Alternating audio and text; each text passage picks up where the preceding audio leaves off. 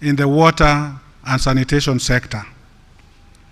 So thank you so much for being here. We have agenda to do.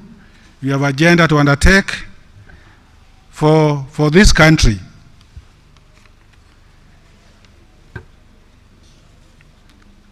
I believe you have seen and gone through the program which starts today and goes up to Friday. So this morning we are starting session 1, day 1, session 1. Session 1, which is water and sanitation for all the roads to universal access by 2030. So this morning in this amphitheater we'll have speakers, and that will be followed by a panel discussion.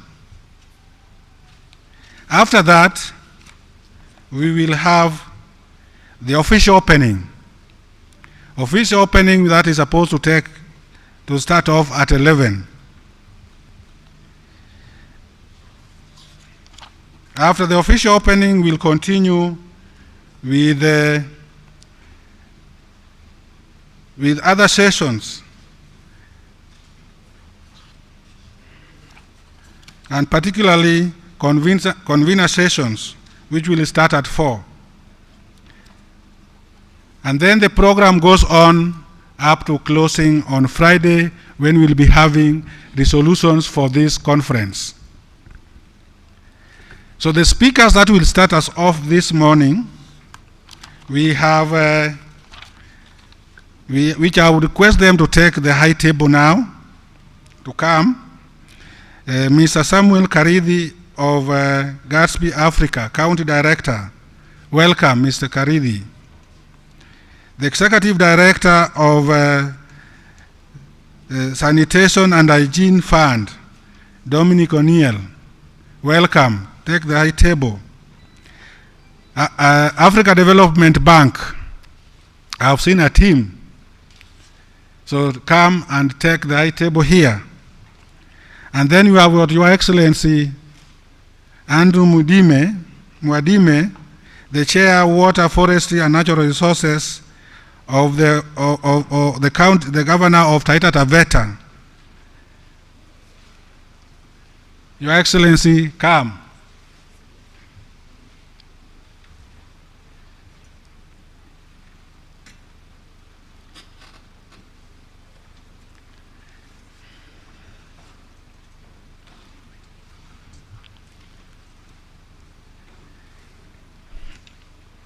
Samuel Karidhi,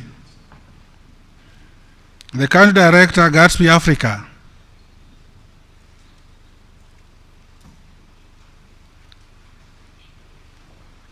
Ruth Enzwa, that you bring the speakers the high table.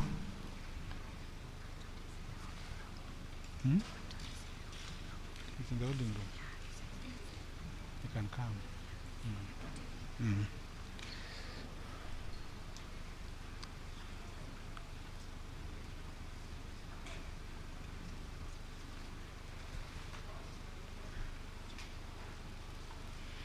Yes, welcome. I'm waiting for His Excellency Andrew Mwadime and Samuel Karidhi, which is in the holding room. They are coming.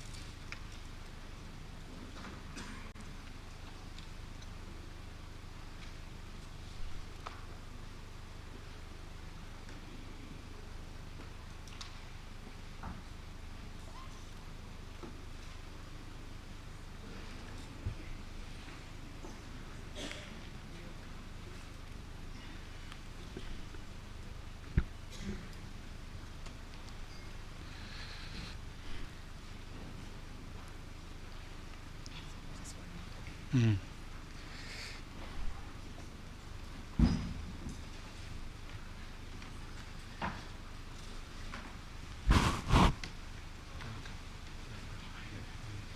Yes. Yeah.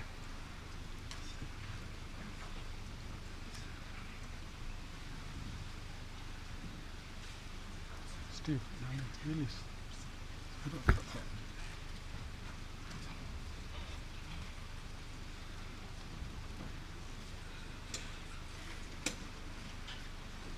Where's the Gatsby?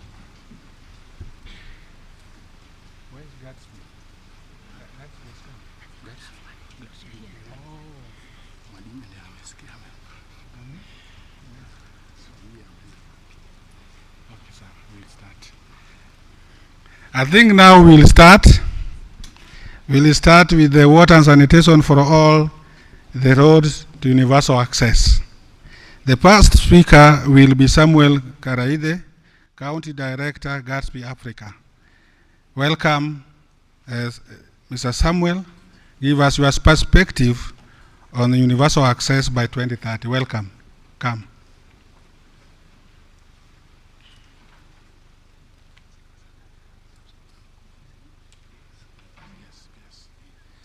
Yeah, our principal secretary has also joined us, Mr. Julius Korir, who will be taking over in the program. You can see it is the Mr. Sakari Njeru, CS, who will now be representing His Excellency the President. So the keynote address for this session will be from our principal secretary, Mr. Julius Korir.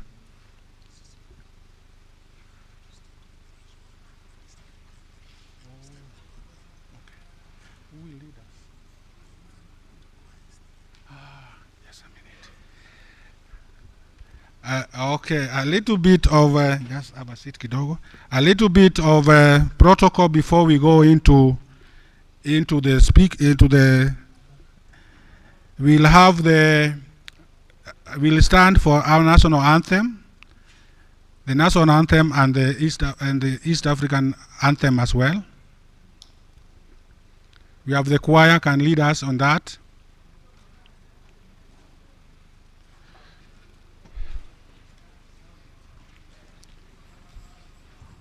Let's stand for the national anthem.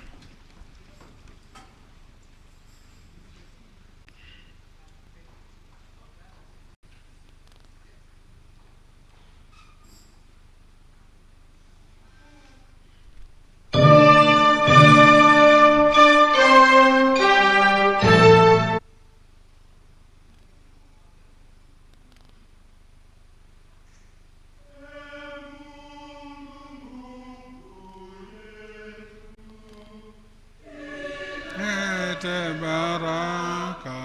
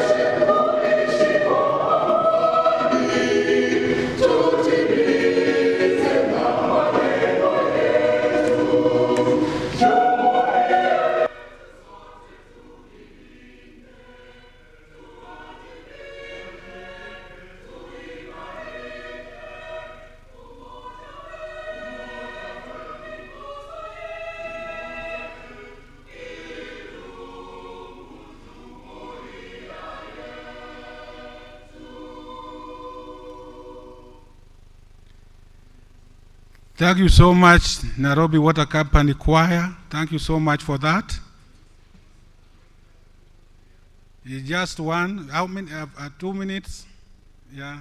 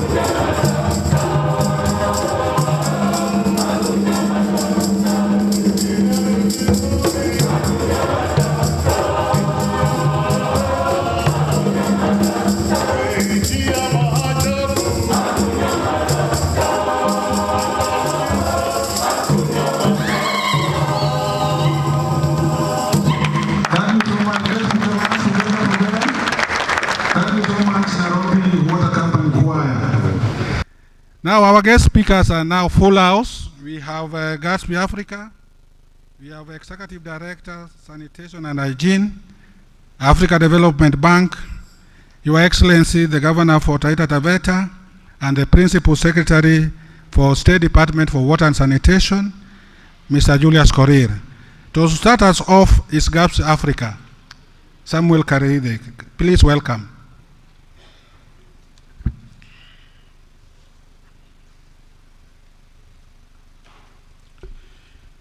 Asante sana.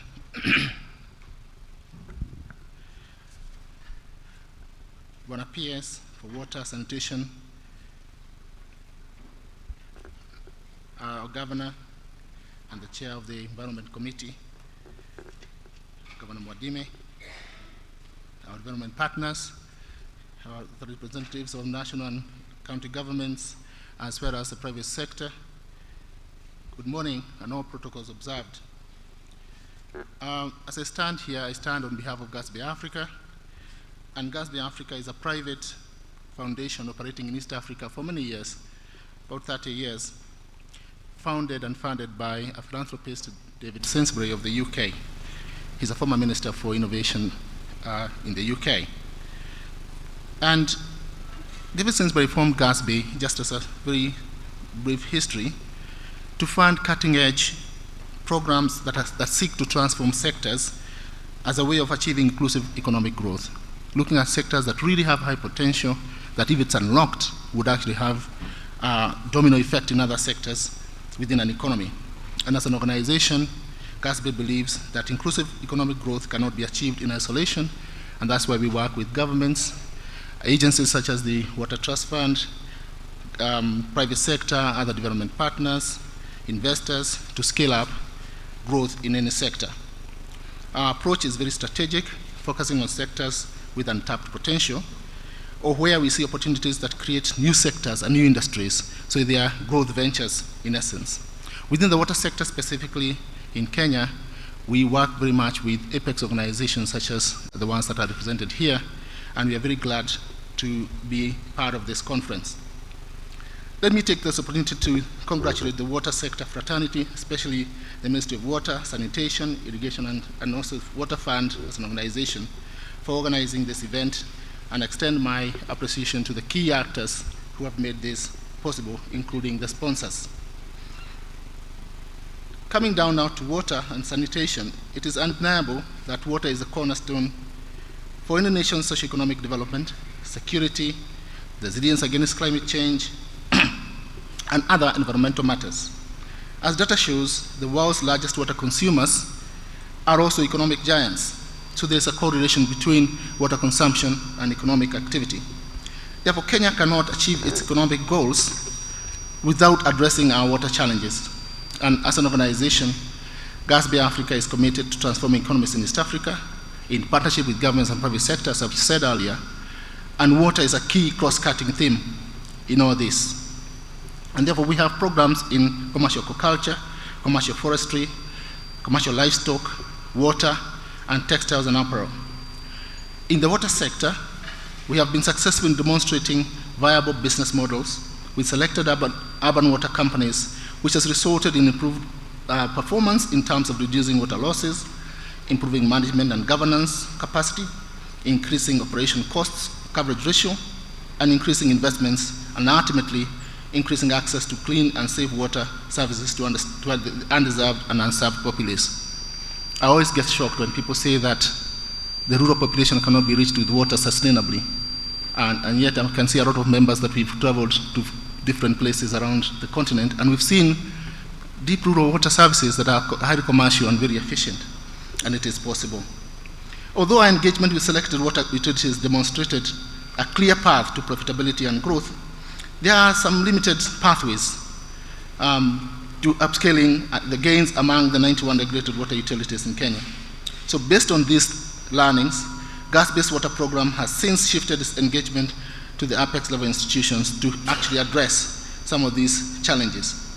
So this approach is expected to enable the apex level institutions to improve their situations in terms of performance, in governance, commercial viability, enabling water, a better coordination and skill development on water loss management.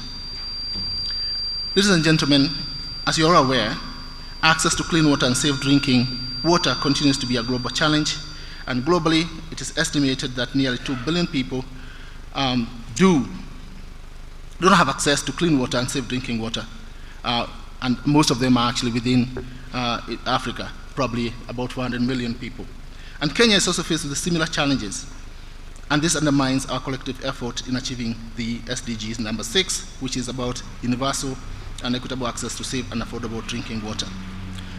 So over the past 20 years, through the various sector reforms, Kenya has made strides in improving access to clean and safe drinking water, attracting various investments in the industry.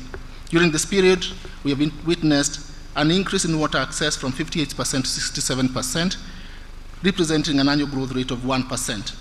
Whereas this is very positive, it also falls short of the 8% benchmark required to achieve the universal access to water by 2030. So bearing in mind that there's also a gap in terms of the growth in population. Additionally, we have observed a decline in both surface and groundwater over the period, which is further exacerbated by the effect of climate change. So despite these challenges, Kenya is blessed with sufficient rainfall and appropriate land architecture for capturing, storing, and distributing water for various domestic and economic activities. So this presents a clear opportunity for the government and the private sector and investors presented here to be able to tap into various instruments to unlock the potential of expanding access to clean and safe drinking water. However, we still have some hurdles to overcome as we foster our journey toward expanding access to all. In the water services, water reforms ushered in a new paradigm in management of water utilities, devolving water service delivery fully. However, this paradigm continues to present challenges such as governance and operational efficiencies, which undermines commercial viability of water companies. The sector, through the National Water and Sanitation Investment and Financing Plan, has laid out the financial requirements for the country to achieve the universal water and sanitation services by 2030. It is estimated that nearly 81% of this funding will be sourced from concessional loans, commercial financing, and public-private partnerships. And I'm glad that this conference is capturing a lot of those, including the PPPs, that investors and private individuals can actually look for where they can chip in to tap into this potential. To realize the aspirations of the National Water and Sanitation Investment and Financing Plan within this context, we need to be deliberate in pushing appropriate reforms and changes that will bolster the confidence of the private sector and other entities to invest in the sector. We need to be courageous and bold enough to take challenging decisions to address the governance, collaboration, and coordination constraints among industry players. And this is our experience in Gasby throughout, that where government coordination with private sector works well, normally they can unlock barriers and constraints as they come along, and the sector thrives much more rapidly. Therefore, as Gasby, we are committed to work with the industry players to solve some of the pertinent issues contributing to the underperformance of the water utilities, which hinders their attractiveness for investments. However, the sector players need to address the underlying incentives of each actor to deliver sustainable results. In conclusion, I urge our stakeholders to support the initiatives aimed at accelerating access to sustainable water and sanitation services for all by 2030. Together, we can build a water-secure future for Kenya and contribute to achieving the global aspirations enshrined in the SDGs. And with these few remarks, Mr. PS, I really want to thank you, and I wish you very good deliberations within this conference. Asanteni sana.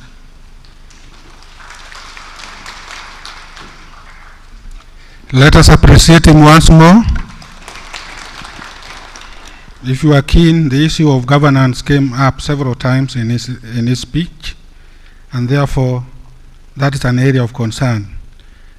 It will be followed by the Executive Director, the Sanitation and Hygiene Fund, Dominic O'Neill.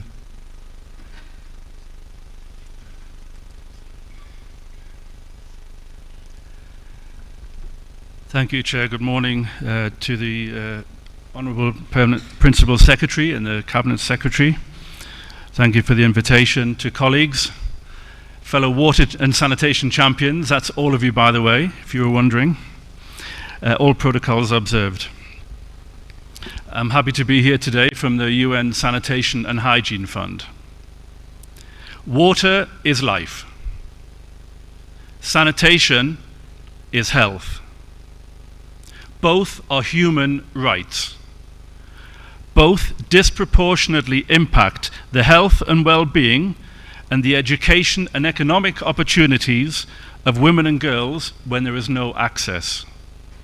There can be no gender equality without access to sanitation and water.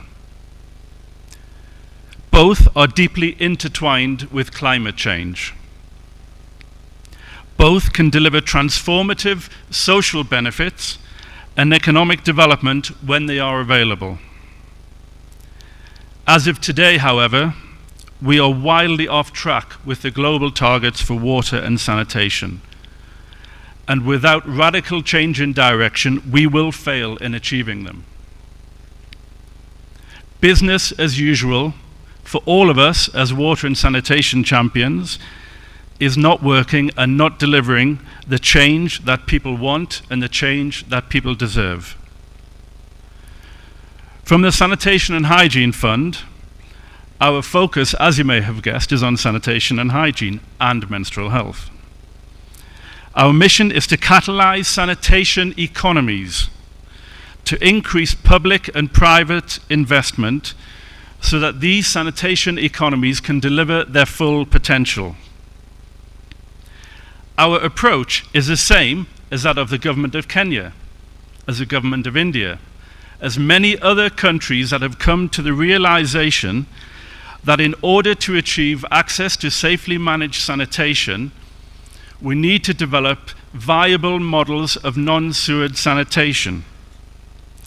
They can only exist in a viable sanitation economy, where the government, the public sector, all of the actors and the private sector each play their role. I'm going to be brief today because I know there's other speakers, but I'd like to conclude with a call to action. That's for everybody here to reflect on in the days as we discuss the details of these issues and the solutions. To all policymakers, think about how to create the right enabling environment, the regulatory framework. Think about how to increase public investment to make smart investments that will bring us the social benefits we need. To financiers, that's the MDBs, the DFIs, commercial banks, everybody here. Think about how we develop the necessary financial innovation and financial models to bring the sanitation economy to life. This has happened in other sectors. Very few people were financing off-grid energy 15 years ago.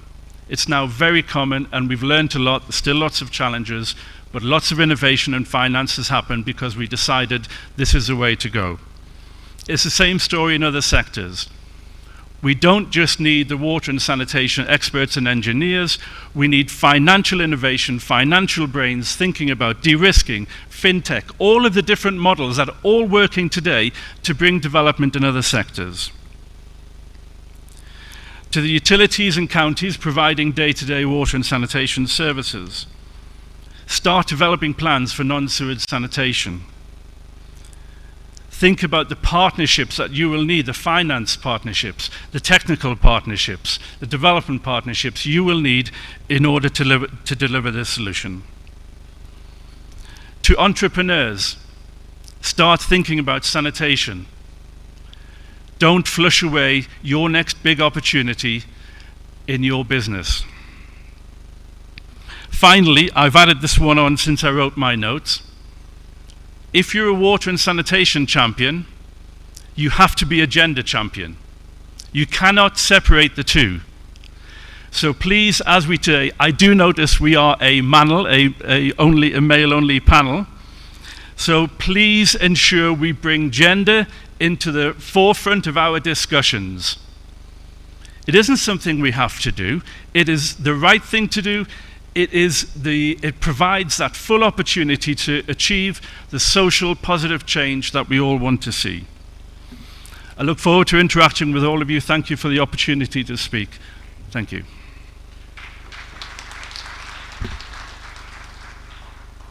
Thank you so much, particularly on the call to action.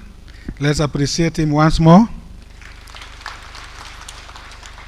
So the next is Africa Development Bank, Bakurana Asefeo. Welcome. My pronunciation might not be very good. Welcome. Thank you. Actually, the pronunciation is Mercuria Asefao. Thank you. Thank you. Your Excellencies, the Cabinet Secretary, Ministry of Water, Sanitation and Irrigation, the Principal Secretary, Ministry of Water, Sanitation and Irrigation, members of the Development Partners Group, ladies and gentlemen, distinguished guests, all protocols observed. Good morning. It is my honor and pleasure to represent the African Development Bank at this Water and Sanitation Investors Conference. I express sincere gratitude to the government for the excellent partnership it has with the bank. The bank commends the government of Kenya for organizing this important event by bringing various actors together to discuss on how investments for sustainable access to water and sanitation for all in Kenya can be accelerated.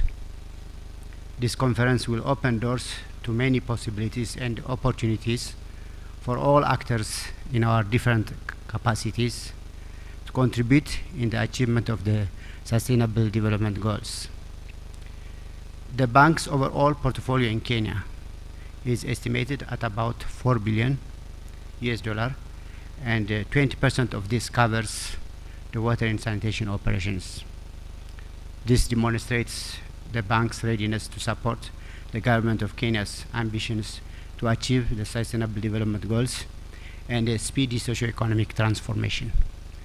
The challenge: water engenders important benefits for human health and has direct effects in all the economic sectors, such as energy development, agricultural productivity, industrial growth, etc.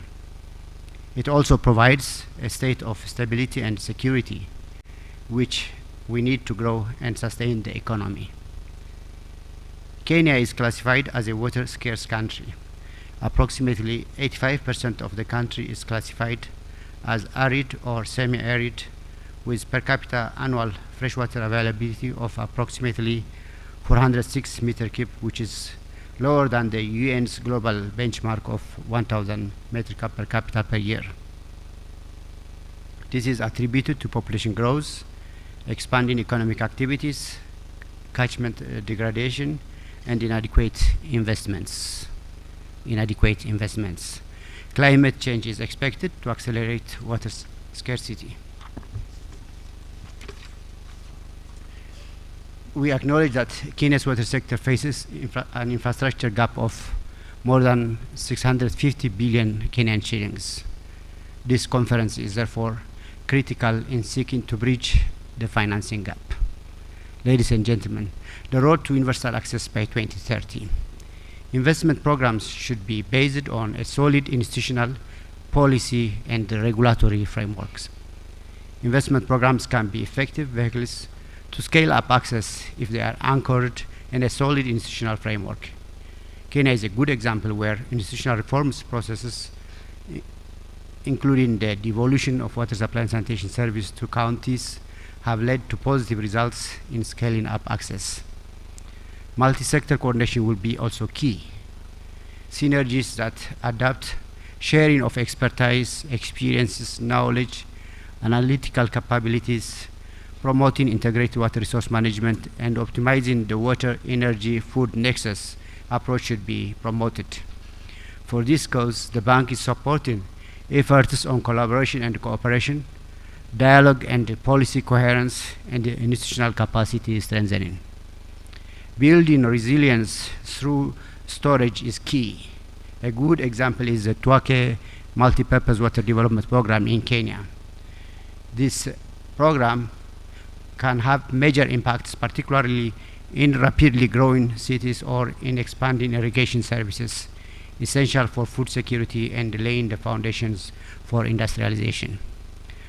Strengthening innovation is important. The bank promotes a digital transformation to revolutionize the sector and embrace smart water solutions to address challenges. Promoting digital transformation in the water and sanitation sector will enhance efficiency and strengthen investment planning.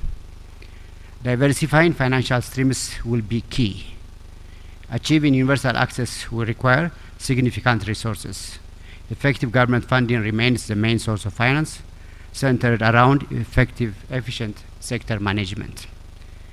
Development finance and institution support remains limited, even if increased substantially. The bank provides different financial products to support member countries. This includes grants mainly for project preparation and loans, both sovereign and non-sovereign operations, as well as blended finance and guarantee products.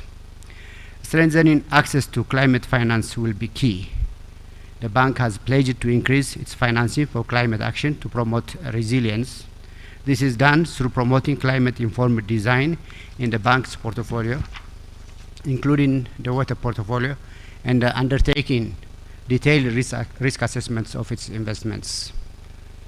Leveraging private and partner financing is important. National investment programs which mobilize domestic resources create opportunities, predictable and transparent revenues, and are backed by strong and credible institutions will be key. That's also the way to also attract private sector capital where opportunities exist. This opportunity must be seized through improvement of credit worthiness and design of PPP projects. The Kigali bulk water project is an example of a long-term PPP to finance a large-scale water treatment facility in Rwanda, where the public sector played a key role. In conclusion, ladies and gentlemen, closing the widening financing gap requires a long-term and a sustained effort, packed with ambition, investment, innovation, and collaboration. The bank is dedicated to realizing universal access to water, sanitation, and hygiene through scaling up financing and partnering with other development institutions and regional organizations to achieve impact at scale. We look forward to strengthening this partnership as we move ahead in narrowing the financing gap and ensuring water security, which will promote universal values such as human rights and dignity and ecological sustainability. I wish you all have fruitful discussions and deliberations in this conference. Thank you.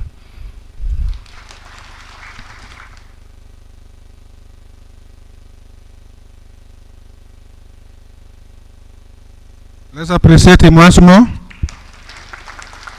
Great. Now the next speaker is His Excellency the Governor for Taita Taveta, Mr. Andrew Mwadime. Kindly come make your remarks and also invite the peers to make his keynote address.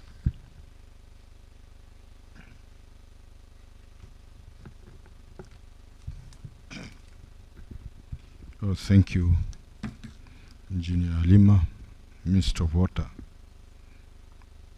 Principal Secretary, Development partners present, distinguished guests, ladies and gentlemen, good morning. I'm pleased to join you this morning for this important Water Sanitation Investors Conference.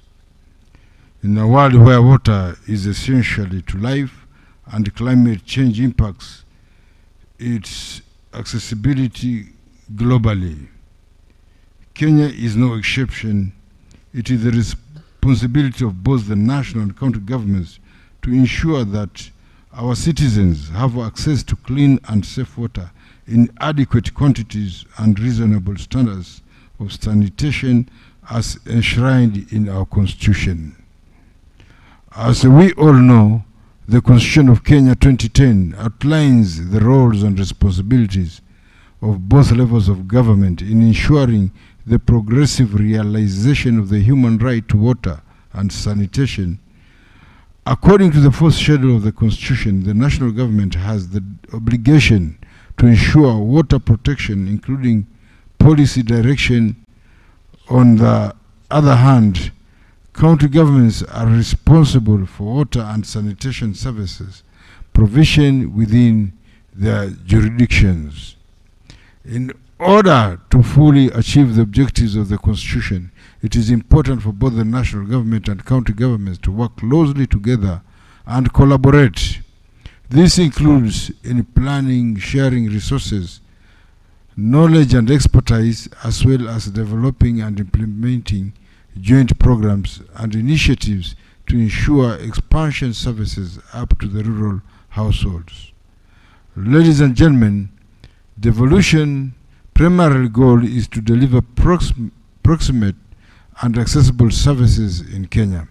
So far, the contribution received in counties and at the council has seen tremendous improvement in water sector performance and enhanced service delivery under the devolved governance.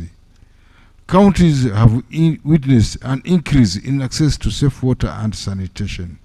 The development of water legislation and master plans to guide sector priorities and investments, and the improvement of water infrastructure through various initiatives such as the construction of underground tanks, rock catchments for water harvesting, and installation of metered community water points to ensure uninterrupted water supply in both urban and rural areas, just to mention a few. One inspiring example comes from Nyeri County, which has been evaluated several times in a row as the best performing WSP during the WASRP Impact Report due to the leadership in water and sewer treatment and water provision through their innovative water ATMs. Similarly, in Nyandarua, which recently hosted a successful half marathon that is geared at raising money for restoration and conservation of the lake Olobosat that serves many Mount Kenya regions. Ladies and gentlemen, despite the numerous achievements and success stories by the county government, the water and sanitation sectors still face significant challenges, to mention a few. These include water losses from non-revenue water, high operational and maintenance costs due to high electricity bills for water supply, changes in temperature and rainfall patterns, and the raising of population.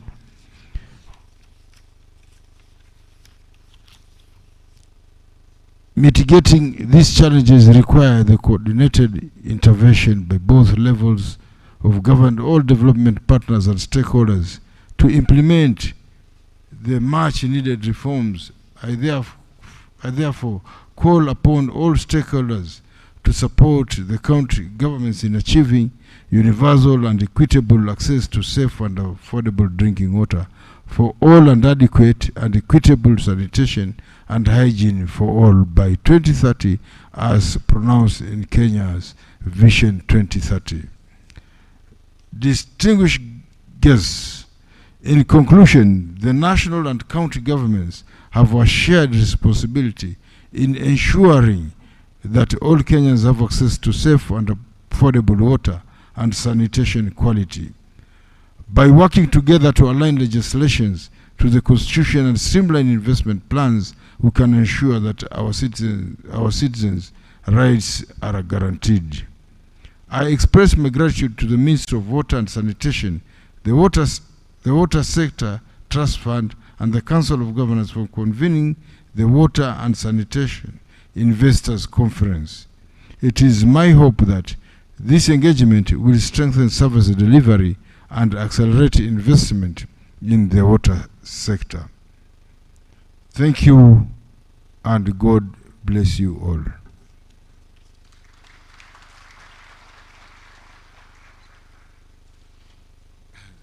Sorry, without further ado, I hereby invite our PS, Mr. Koriri, our able PS. Karibu.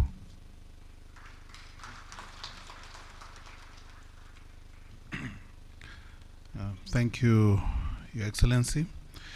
Your Excellency Andrew Mwadime, Governor for Taita, the Chairman of Water Sector Trust Fund, Dr. Ruto, the session speakers with me up here, development partners who have joined us, institutions within the ministry or the water sector, the sponsors who have made this event possible, private sector present with us, distinguished guests, ladies and gentlemen. Today, we gather here as a shared vision embedded in the Constitution of Kenya 2010 and the Sustainable Development Goal SDG number 6. Article 43 of the Constitution of Kenya provides for the enjoyment of clean and safe water in adequate quantities and access to reasonable sanitation standards as a basic right to all Kenyans. SDG number 6 focuses on ensuring access to safely managed water and sanitation by 2030, which is only 6 years away from today or from now. It is imperative then that we increase investments in the sector to meet needs of our people, improve their quality of life, promote inclusive growth, and ensure sustainable development. These efforts are in line with Africa Development 2063, Africa Agenda 2063, the Vision 2030, and the bottom-up transformative agenda being pursued by the current administration. The Ministry of Water, Sanitation and Irrigation has implemented several initiatives in recent years to achieve the goal of increasing water and sewerage coverage in Kenya. These initiatives have resulted in increased water coverage by 12.1% from 59.9% in 2017 to 72% in 2023. That is a remarkable achievement within that short period. While sewerage coverage in urban areas particularly has increased by 6% from 26.1% in 2017 to 32% in 2023. According to our annual 2023 annual status report on water, sanitation and irrigation. The impact report by the Water Services Regulatory Board, that is WASREP, of June 2023 puts water coverage in regulated areas at 62% in the country, an improvement of 2% between 2021 and 2022. Seaward sanitation in the same area remained the same. There was a very small change, and the trend in overall on-site sanitation has been positive, and maintaining a trajectory will drive the sector towards attaining universal coverage by 2030. While these are commendable strides, we must acknowledge that we are off track globally on ensuring water and sanitation for all by 2030, as highlighted by the UN Water Integrated Monitoring Initiative for SDG 6, IMI SDG number 6. According to the progress report launched in August 2021, there is need to accelerate progress in some areas up to 4 times faster to meet the SDG goal, SDG 6, within the next 7 years or so. As Kenya faces the challenge of bridging its water and sanitation coverage, the need for innovative and sustainable financing has never been more pressing than now.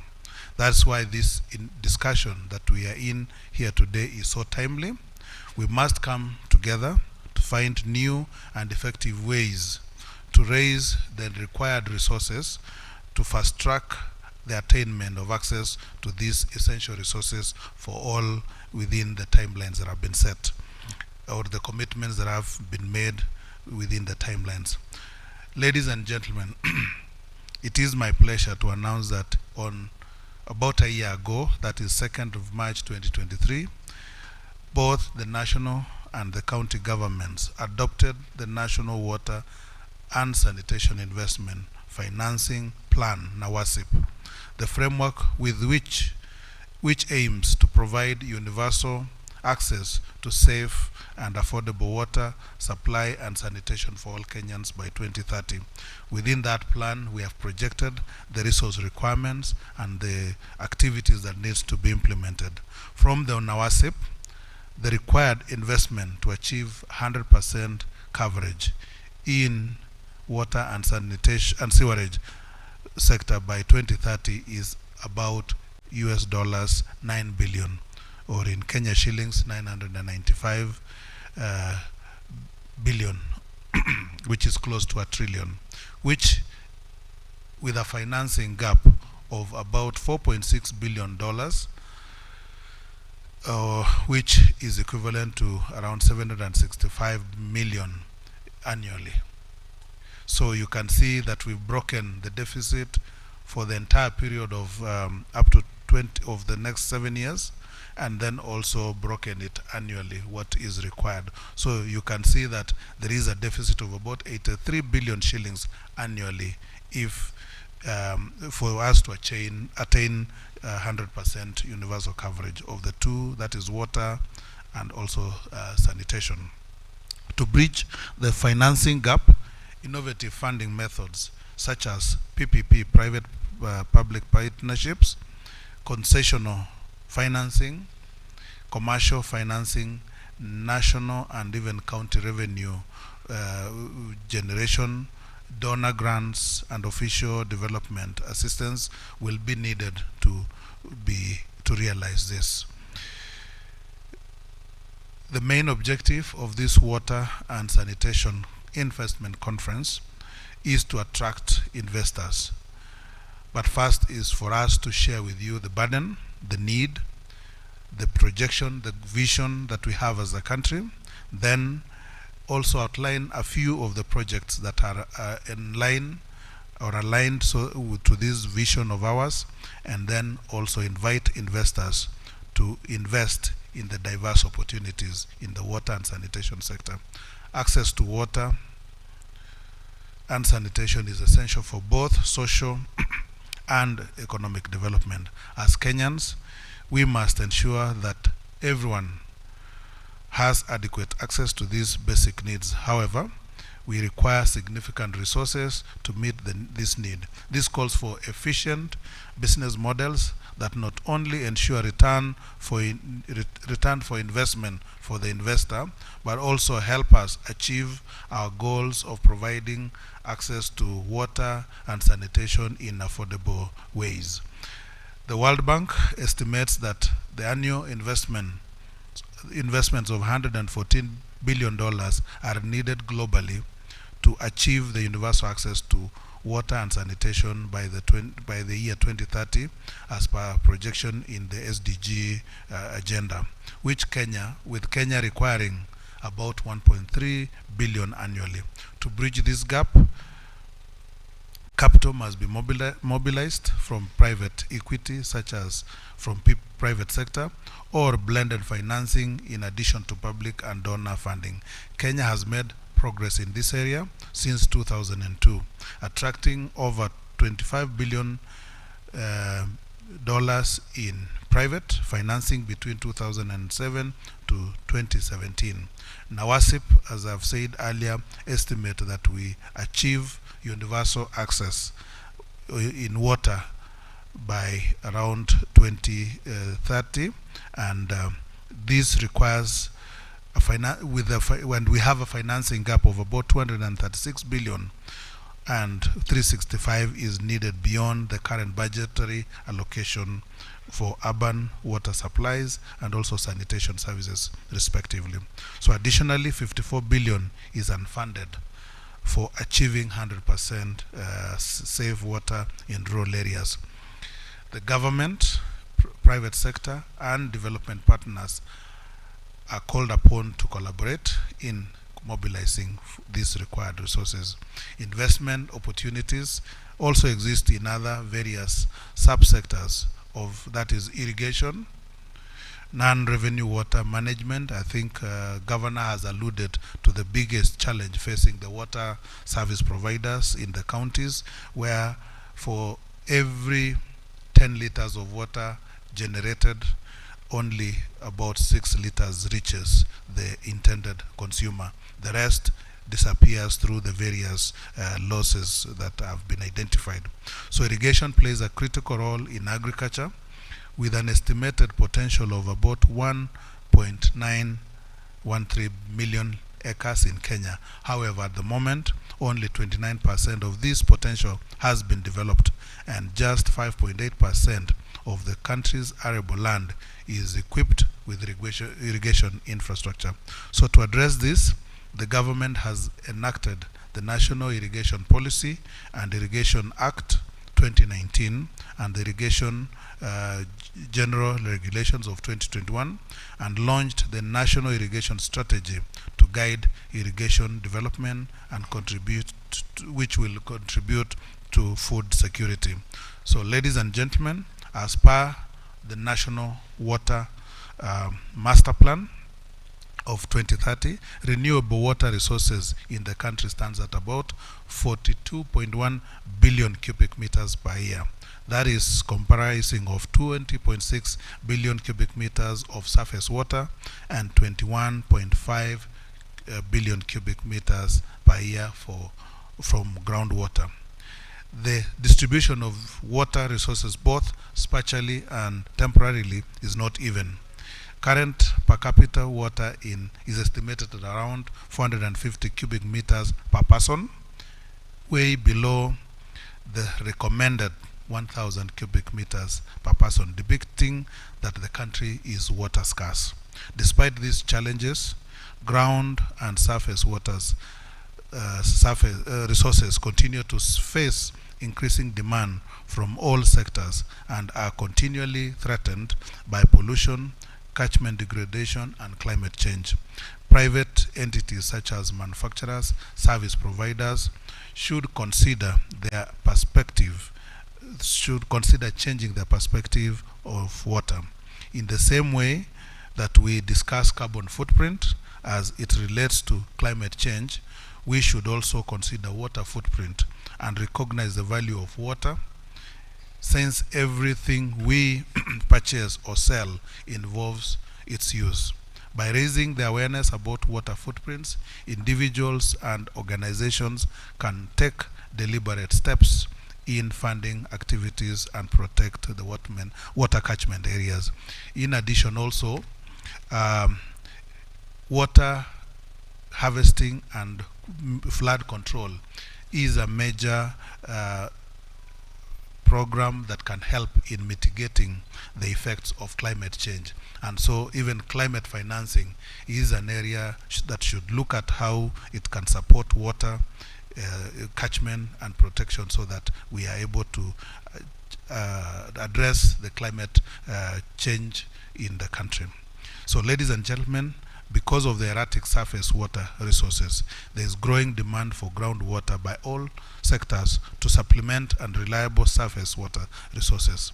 2/3 of our country is classified as arid and semi-arid, with low annual rainfall, no permanent rivers, and thus cannot depend on surface water. There's need to double investments in the groundwater development, since it is the main option for the sustenance of lives as well as fauna and flora in those regions. Groundwater management presents a range of investment opportunities, from innovative technologies to service providers and also public-private partnerships. By investing in groundwater management, investors can improve water availability and sustainability while also earning a return on their investments. Possible investments include, but not limited to: 1, aquifer recharge and storage projects, investing in research and the groundwater potential of the water potential in the country, and investing in technologies that improve water use efficiency can also help reduce the amount of groundwater that is needed for agriculture, industry, and other uses such as precision irrigation technologies. The rising water demands from the key economic sectors and rising urbanization and industrialization trends continue to exert enormous pressure on the scarce water resources. In Kenya, 33% of renewable water resources are being withdrawn after taking into account the environmental flow requirements. The government is seeking to construct 100 dams in the next 5 years. 56 of the dams have already been identified and are recommended for implementation under the PPP. And I think late last year we also sought expression of interest for most of this. This will ensure that there is water for domestic use and more land brought under irrigation. Water storage presents a range of investment opportunities in Kenya, from small scale to large scale infrastructure and management services. By investing in water storage, investors can help address water scarcity and contribute to water security while earning a return on the investments. So, ladies and gentlemen, I would like to express my gratitude to our development partners who have provided continuous support and funding to the sector through our various institutions. I'm immensely grateful to our partners and sponsors who have generously contributed their resources to make WASIC 2024 a resounding success. These include Gatsby Africa, USAID, the Royal Danish Embassy, the Africa Development Bank, the Sanitation and Hygiene Fund, the Embassy of the Netherlands, among many others who have joined forces to attract investors to the sector through WASIC. I also appreciate the Water Sector Trust Fund for taking the lead role and committing significant resources to organize the conference on behalf of the ministry, with the support of multiple and multi-sectoral entities. I would like to acknowledge and appreciate the members of the Fourth Estate for working with us to ensure successful conference and also raise awareness, recognizing particularly the Nation Media Group as the media partner for this event. This is a proud moment for the ministry and the Council of Governors as we stand united in our joint goal to meet our obligations for the benefit of all Kenyans as we deliver on Article 43 of ensuring that water is available for all Kenyans. We need a concerted effort and collaborative effort if we are to overcome the challenges facing the water sector and provide an enabling environment for sustainable development. In conclusion, ladies and gentlemen, I call on all represented here and even others out there who received this message or who will receive this message to support and join us at this conference from today up to the 8th of March 2024 here at the KCC, where we can continue this dialogue and forge productive business partnerships. Water is life and sanitation is dignity. God bless you all. God bless Kenya. Thank you.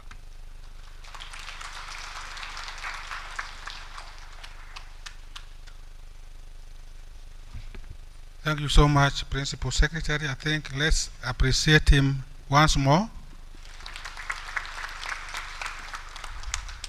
So we are changing over now to panel discussion. And the panel discussion will be moderated by Mr. Pire of UN Habitat. So I want to welcome him. I want, if possible, then the speakers will take a photo, and then the panelists come on board.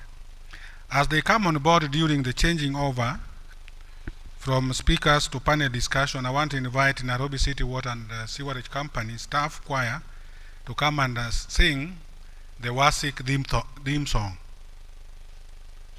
Please, Nairobi City Water and Sewerage Company, come and sing theme song as we change over. And if possible, there should be a photo session for the speakers as some leave, some remain, and go into panel discussion. Mr. Bire, welcome.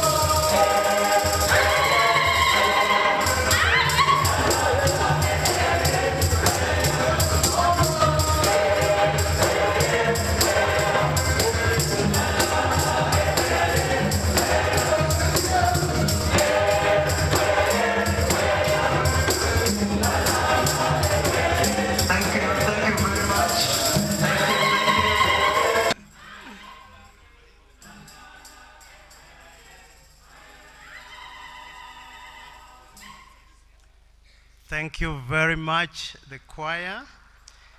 And also thank you very much to Engineer Lima for facilitating the first session. Distinguished participants, all protocols observed. My name is Hezekiah Pire. I work with UN Habitat. I lead the water and sanitation team at UN Habitat. And I will be moderating this panel session. So please join me in welcoming our distinguished panelists who are already at the high table. I have a few questions for the panelists, starting with the Principal Secretary. I know that the Principal Secretary has just given the keynote address. But we are interested in two things, Principal Secretary. One is the coordination mechanism that you have with the county governments in realizing the implementation of the investment and financing plan, and how is that working out within the 1 year that the plan was jointly launched. The second one, which is important, is the role of the private sector. So to what extent is the ministry encouraging private sector involvement in water and sanitation projects, especially in the implementation of the plan? Two questions. You can speak from where you are. Thank you so much. Thanks for the questions that you've asked. One is on the coordination mechanism between the national government and the county government on the implementation of the plan of the National Water Sanitation and Investment Plan, and also on the role of the private sector in the plan. Now, as has been said, we have, as a country, several policies that guide the planning and of the implementation of development. The big one is Vision 2030, which sets out our vision as a country to become a newly industrialized country with citizens enjoying good, better living standards. Now with that, we divided into 5-year implementation plans. We're calling them medium-term plans, and we have just finished the medium-term plan, the fourth one, which will conclude our vision to 2030. Within that also, the county governments now extract and develop what they call the county investment plans, which they are able to draw from the Vision 2030, draw from the medium-term plan, and draw their 5-year plans, which will guide their development. And within it, those plans is the water sector. Now, within the water sector, we went further, as the two levels of government had said.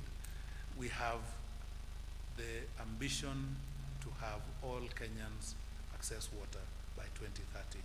We have commitments under the Constitution, which says we want to avail water to all Kenyans. We have also the SDG goal, which we have committed as a country. So those two, we now looked at it and said, how do we ensure universal health, water coverage and sanitation by 2030? And we went around to every county, working, discussing with them, and came up with a joint plan, which is now the National Water Sanitation and Investment Plan. So that is the coordination mechanism. So we start from the big goal or the big vision by the country, then break it down to the counties, and then consolidate that.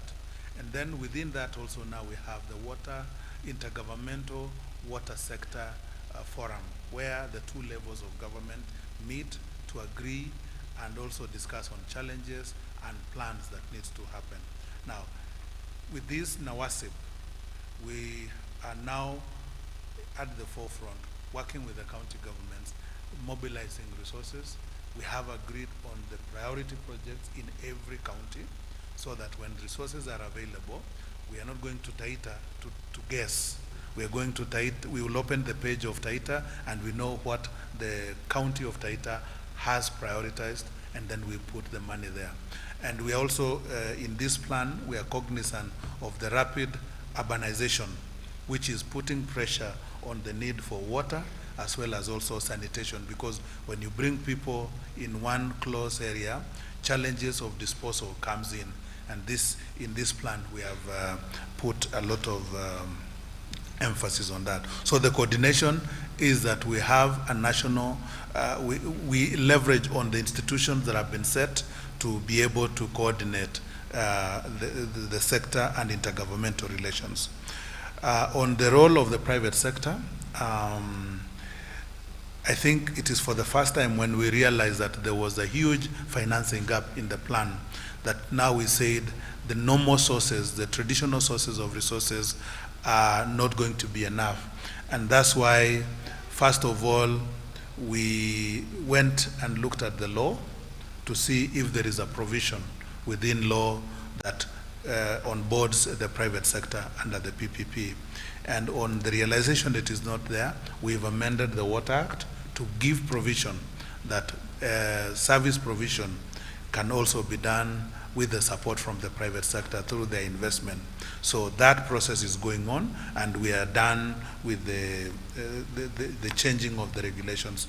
We've also gone further and seen how do we guarantee the investors when they put their money into water projects, knowing that water is both, while it is a social it's a project, a social good, it also has to be a viable economic product. So with that, we are seeing how government can support or be joint in the investments of water, so that the investors can have reasonable return on investment. So those are what we're saying, the role of the private sector has been identified, and we have already identified the areas we are looking at. One, in the construction of dams, construction of water treatment plants, the distribution, and even to some extent, subject to agreement with the county governments, the county government also can give private sector to manage distribution of water to the last mile and agree on the service level agreement. So those are the areas that we've identified that the private sector can play. Thank you. Thank you very much, Principal Secretary. In the panel, we also have the Chair of the Water, Forestry and Natural Resources Management, representative from the Council of Governors, His Excellency Mwadime. His Excellency, you mentioned in your speech the challenges that county governments are facing in the implementation of water and sanitation programs. How are these challenges being addressed through this investment and financing plan? Thank you. County governments actually are responsible towards realization of the SDG Goal 6 and the Kenya Vision 2030 on achieving universal and equitable access to safe and affordable drinking water for all, adequate and equitable sanitation and hygiene for all by 2030. The county's development objectives converge with the set out SDG 6 goals and targets, and therefore this creates an opportunity for county governments to align, plan and budget towards realization of the SDG Goal 6 and the Kenya Vision 2030 on achieving universal and equitable access to safe and affordable drinking water for all, adequate and equitable sanitation and hygiene for all by 2030. Some of the challenges and recommendations include lack of standard target monitoring framework for review, tracking and measuring SDGs implementation indicators across the 47 county governments. Action: we should cascade localize the SDGs goal and targets across the counties through the Council of Governors, linking it to national reports. delayed disbursement of county allocations affecting implementation of functions in counting. Action required is a resource mobilization. Strategy is required for the ongoing and planned projects. Explore alternative funding resources in line with the legal frameworks and financial scenarios recommended in the NAWASIP. County governments ought to be supported to mobilize from various funding sources, including innovative funds such as county climate change funds, public-private partnership, concessional financing, among others. Thus, development of target programs curated differently for rural, urban, poor areas is required. The case of Kenya WASH program aimed to increase sustainable access to improved water and sanitation services, eliminate open defecation, and improve the financial performance of water services providers in selected counties, including refugee hosting counties, is a welcome program on performance financing based results that should be scaled up to all other rural counties.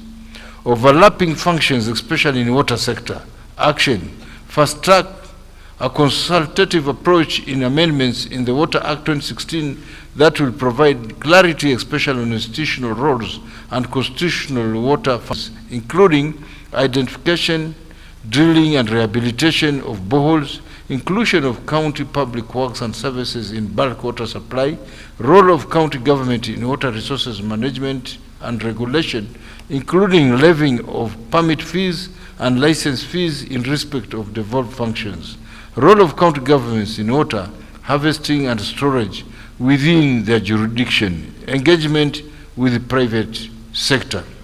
Another challenge is high cost on sewerage expansion and sanitation for county governments. Action is unlock resources and innovative financing to supplement additional financing to shrinking fiscal budget for water and sanitation at the county level.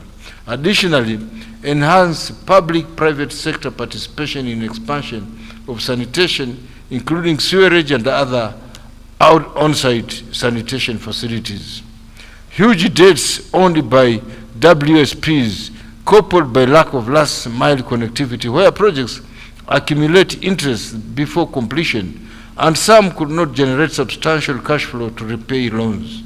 Action is analyze and propose sustainable modalities on structuring debts for development of water and sanitation infrastructure owed to development partners by both water works development agencies and water service providers.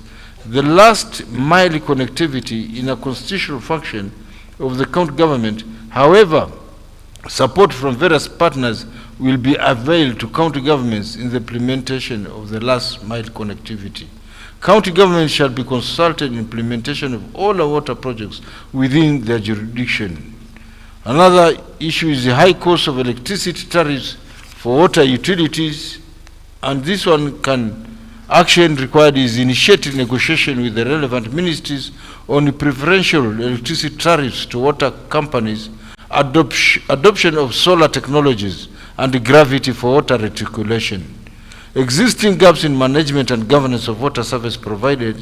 Action is strengthening water utilities in water governance and service provision, especially in rural areas. This is by offering technical and financial support to enhance their commercial viability, reduce non-revenue water operational and cost efficiencies, creditworthiness to attract commercial financing, innovativeness, including adoption of renewable energy such as solar energy to cut costs on energy consumption. How the Council of Governors collaborate with the national government to harmonize water and sanitation policies and strategies across counties. 1. The Council of Governors and the Ministry of Water, Sanitation and Irrigation signed the National Water and Sanitation Investment Program, NAWASIP, on 17th January 2022. The NAWASIP framework is therefore endorsed by the two levels of government as a reference document for aggregated national and county water and sanitation investment plans. Its implementation will guarantee a pathway towards universal access to safe and affordable water and sanitation by 2030 in progressive, fulfillment of the rights to water and sanitation as stipulated in the Constitution of Kenya 2010.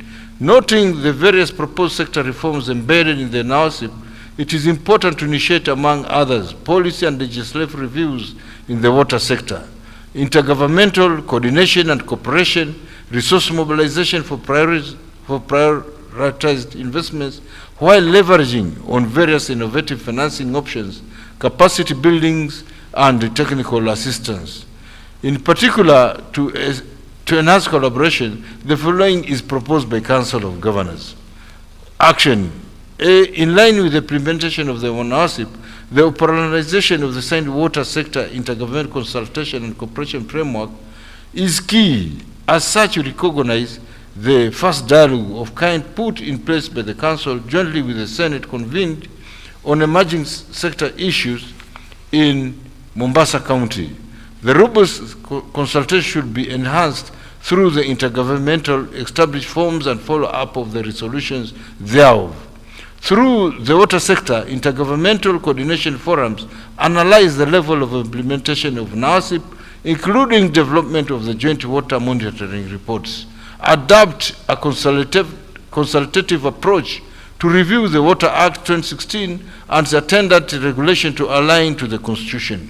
Formulation and enactment of water laws, master plans, strategies, and regulations at county level through technical expertise. Performance-based financing to counties and water service providers through the additional allocation conditional framework. Finally, develop a joint mechanism of monitoring wash investments, financing, and impacts should be put in place to track financing and service delivery to Kenyans, among those ones which I have not mentioned. Thank you. Thank you very much, Governor, for such an action-oriented intervention. We appreciate that the Council of Governors is very much up to the task. We are also honored to have amongst us the Ambassador of Denmark to Kenya, His Excellency Stefan Sonnemann. Now, we all recognize that the government of Denmark is a key partner in supporting water and sanitation projects in Kenya. How do you see the role of the government of Denmark in implementing or supporting the government of Kenya in rolling out this investment and financing plan?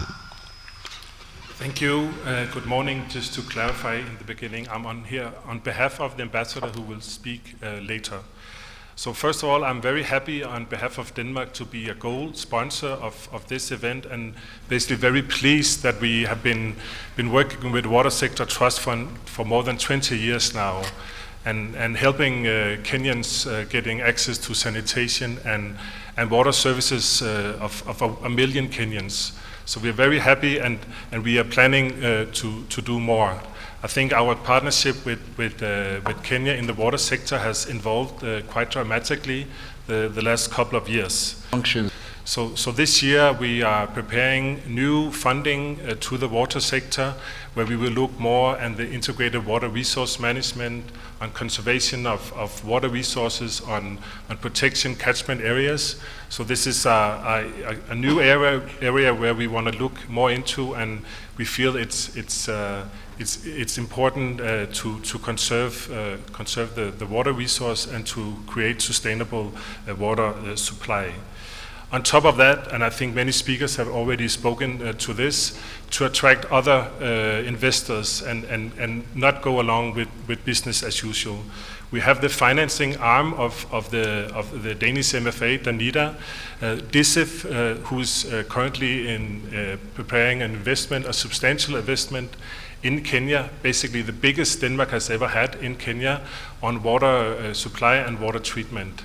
It's an amount of 140 million euros, and it's set up where there will be a concessional loan and a grant element to that. So that will be the estimated number of beneficiaries will be 500,000 Kenyans. So very substantial part of our engagement in Kenya. And then this year also, we are looking into enhancing our engagement with a government-to-government cooperation, what we call the strategic sector cooperation, which is a highly successful approach from the Danida side in terms of getting technical peers from the Danish agencies and Kenyan agencies to look at knowledge sharing, on technology transfer, and really understanding all the lessons we have done in Denmark the past 40 or 50 years in terms of getting, for example, the revenue base right, getting the prices right on water supplies, and on efficiency, on energy efficiency for water supply, water treatment, and of course also looking at the non-revenue water. So we are very pleased that this is an additional instrument that we are putting into play in Kenya, and we feel at this point we have many different instruments we can use. We also, of course, work with multilateral organizations. We partner with Danish companies and Kenyan NGOs to test some of the necessary projects in the water sector.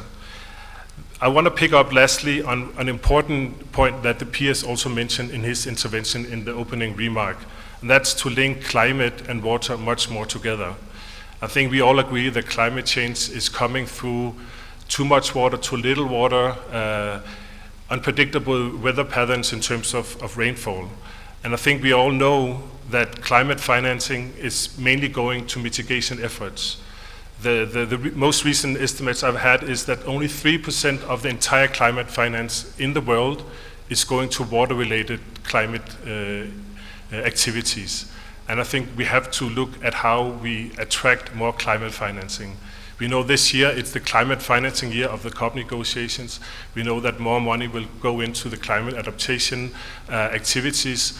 So to look, and this is also a very high focus from the Danish side, to look at how we climate-proof current and future water infrastructure, how we ensure that we can attract funding from big climate funds and other investors, being it loans, concessional grants, guarantees, but really to look at how the water should play a key role in the climate financing architecture moving forward.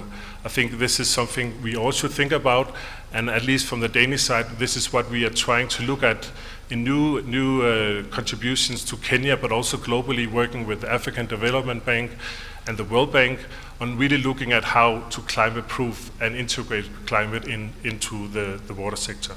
I'll stop here. Thanks. Thank you very much. It is not just about investments, it's also about lessons that we can learn from the experiences of Denmark in this push for universal access to water and sanitation. We also have in the panel a representative from the World Bank, Mr. Dominic Revel-Duval. He's a senior economist and a part of the Watson DPG Troika at the World Bank. I have two questions, Mr. Dominic. One is, how does the World Bank's investment portfolio in Kenya align with the objectives of the investment and financing plan? And number two is a concern about effectiveness of investments. How can the World Bank support capacity building efforts to ensure effectiveness of water and sanitation investments in Kenya? Thank you, Peter.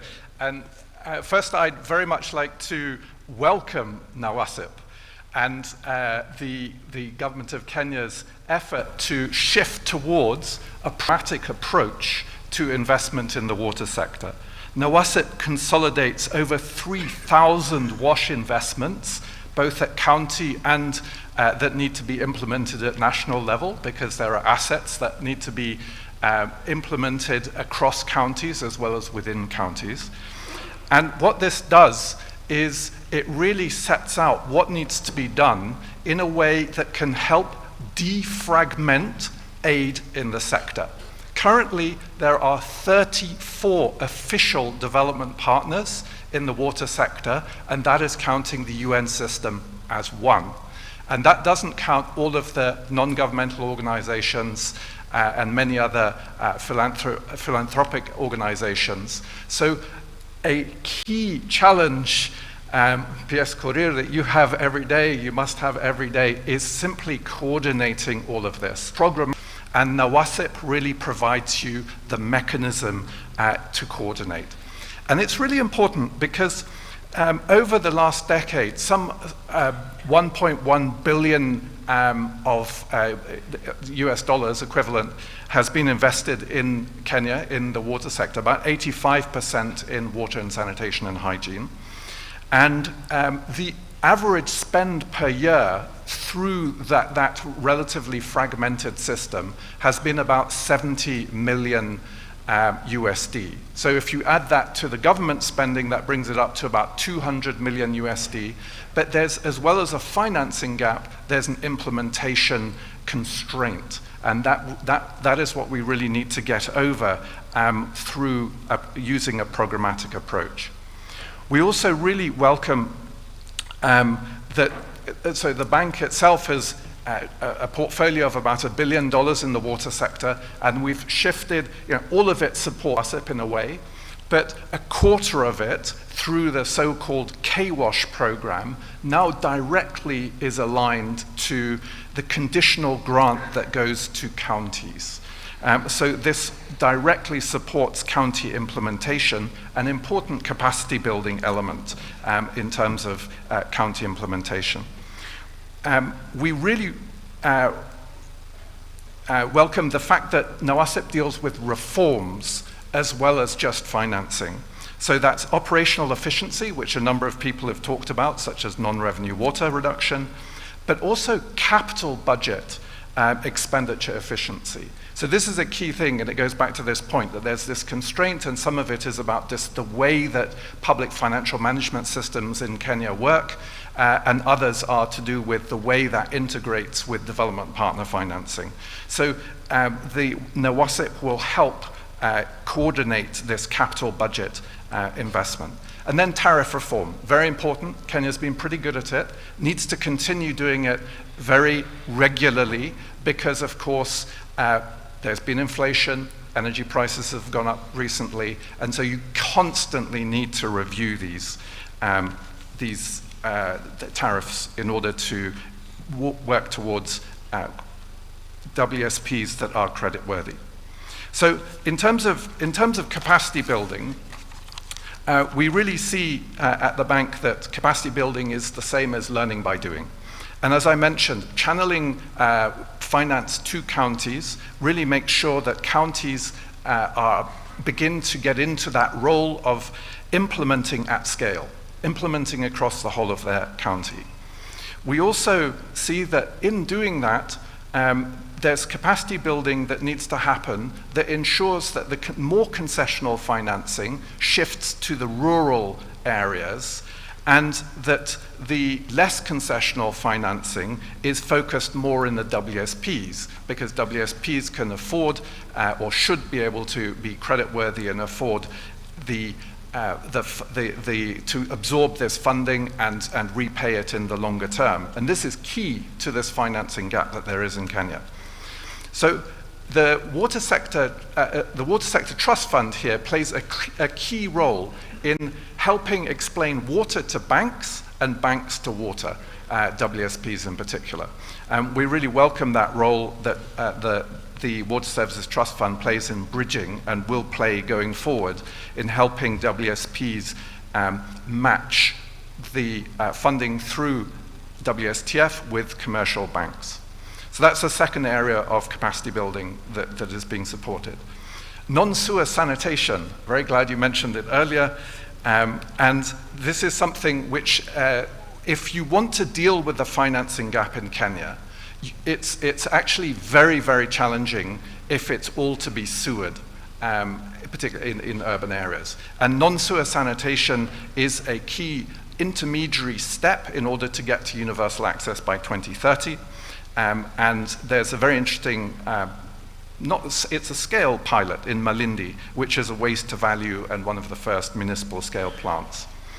And lastly, I'd like to point out that a capacity building element that's very important is the joint management of cross-county assets, such as Moache Dam and the treatment works. So those are four very important areas that we're working in. Thank you very much. Thank you very much,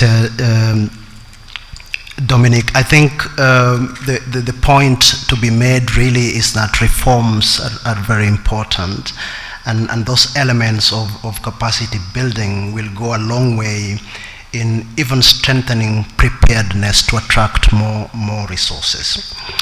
We are also pleased, actually, I want to thank you also for mentioning non-sewage sanitation, and I think it's a good point to introduce Dominic O'Neill, who has made his statement in the opening.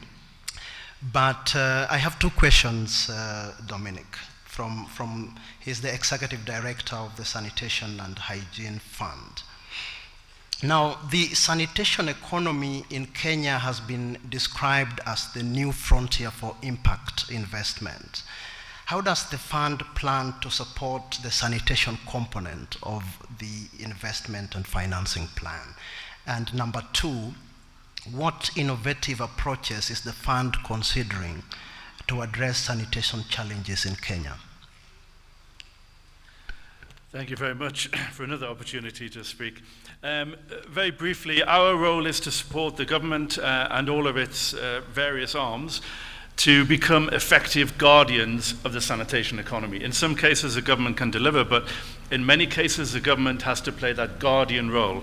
So that means the regulatory framework, the compliance, the right policies and the right incentives to ensure that the services are delivered effectively.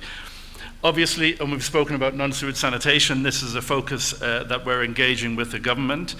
And I think, just talking to the other Dominic, I think we don't see it as an intermediary step, but it can be a real way of achieving safely managed sanitation. In another country, in India, we spoke to senior leaders there, they know that 70% of the population of India will never reach a sewer pipe. So they've accepted and embraced non-sewage sanitation and making sure that it becomes a viable way of achieving safely managed sanitation. So that's a focus of our policy and TA engagement with the government.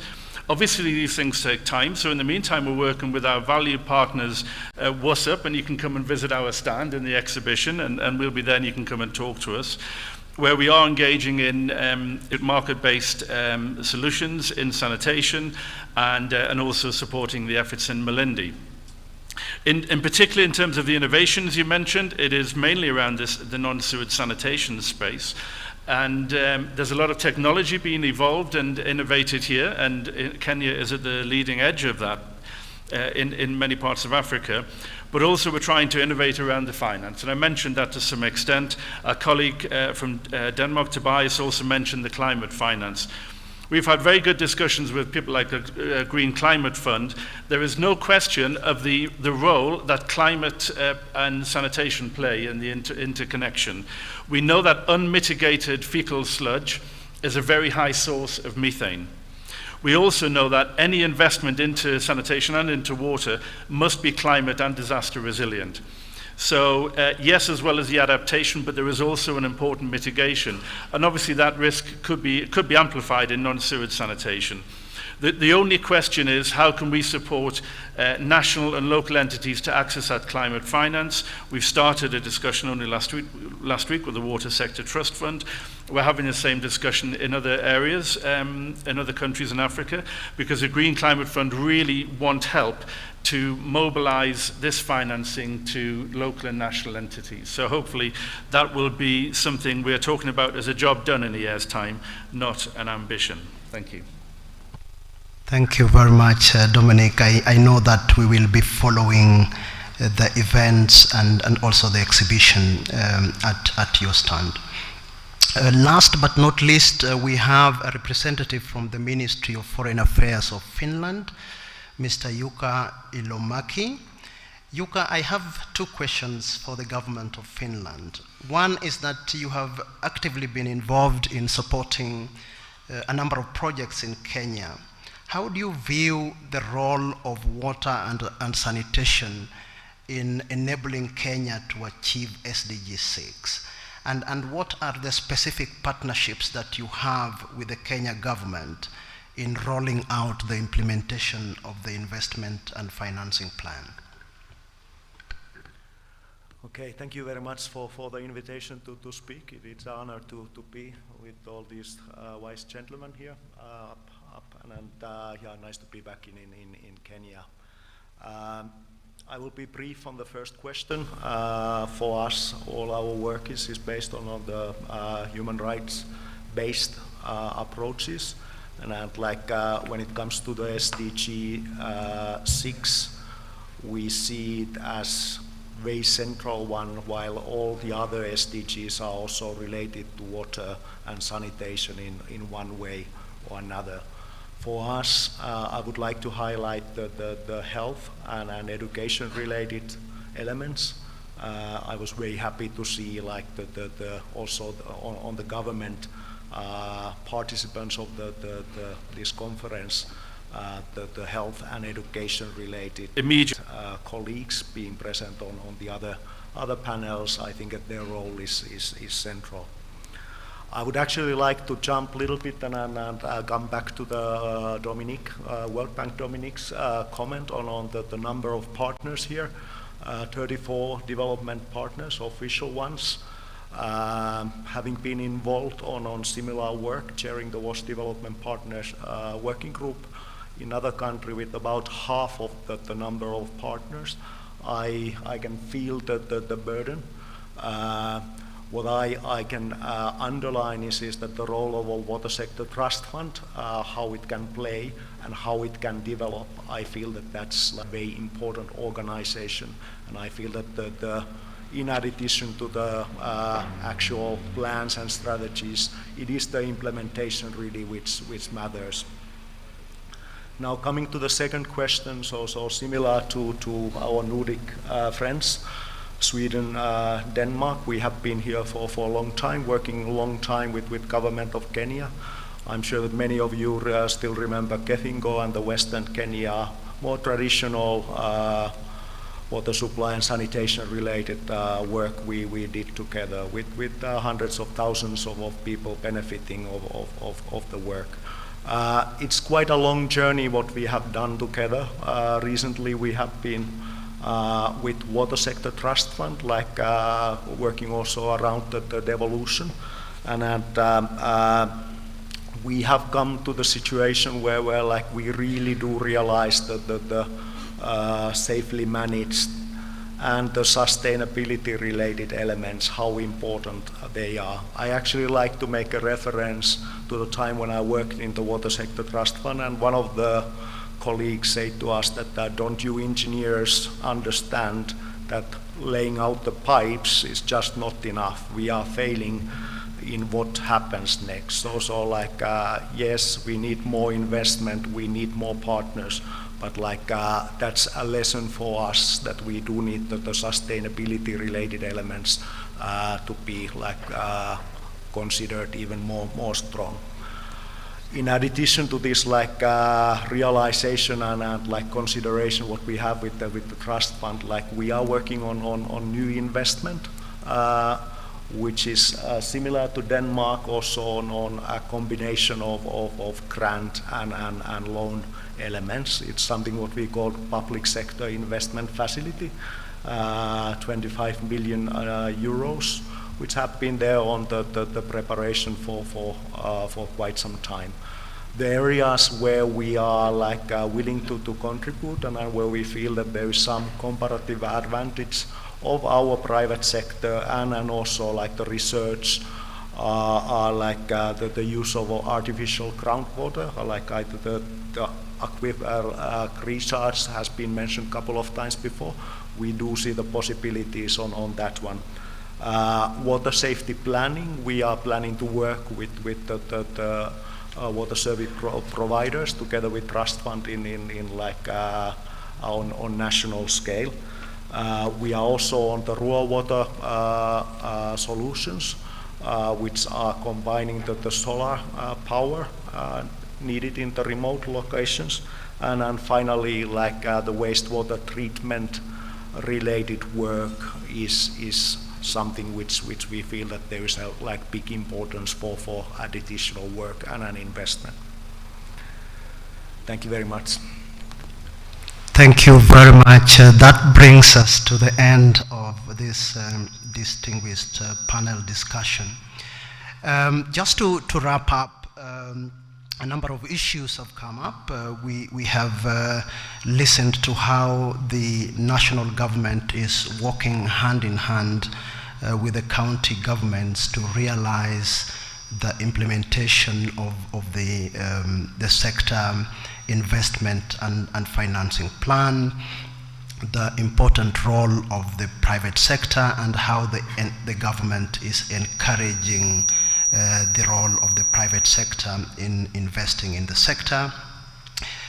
We have seen the need for localizing SDGs at the county level and the action-oriented intervention from the governor of how they want to engage in unlocking resources to support water and sanitation investments at the county level, especially enhancing public-private partnerships at the county level. We have also seen the need for reforms, not just investments, but reforms in the sector, issues around tariff reforms, the need for capacity development to create opportunities for more investments. This is very critical. We have also listened to how our development partners are engaging with the government and also with the county governments to ensure that the investment and financing plan is successfully rolled out. Ladies and gentlemen, join me in thanking our distinguished panelists. Thank you very much. Let me hand it over to Ruth Nganga. And thank you for your patience with us. Thank you. Thank you so much, Peter. Thank you so much, our esteemed panelists. We can release you to go back to your seats. Maybe our PS, you can stay around a while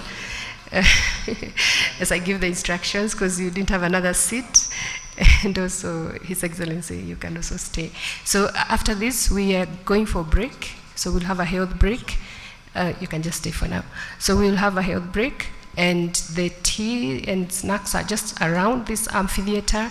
If you go through any exit, just go around and you're gonna find where the tea is. So let's have probably a 20 minutes break, 30 at most, so we can come back and have our opening ceremony. So our PS and our key guests, you can go to, we will take you to the VIP room so you can bring to us the chief guest after the tea break. Thank you. You can go out, please, and have some tea and a health break.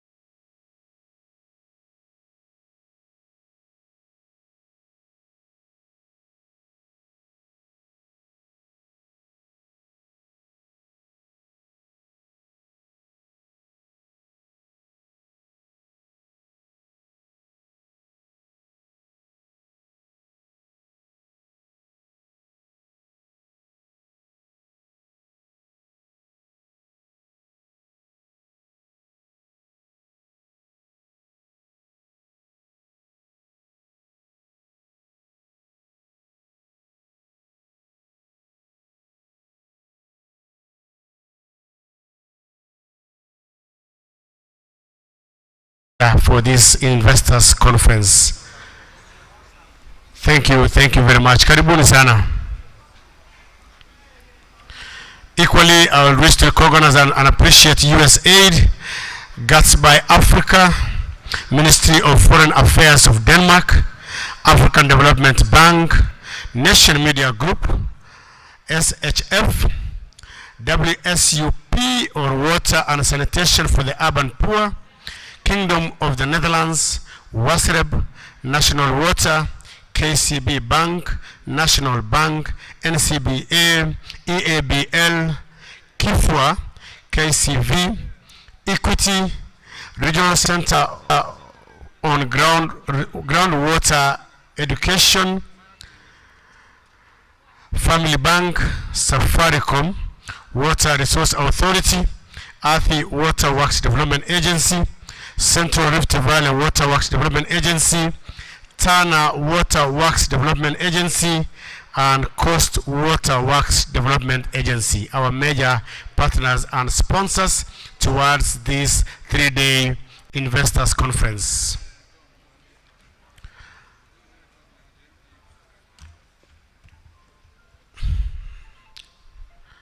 Karibuni sana, please, before I hand over the microphone, so that we can start our mid-morning session.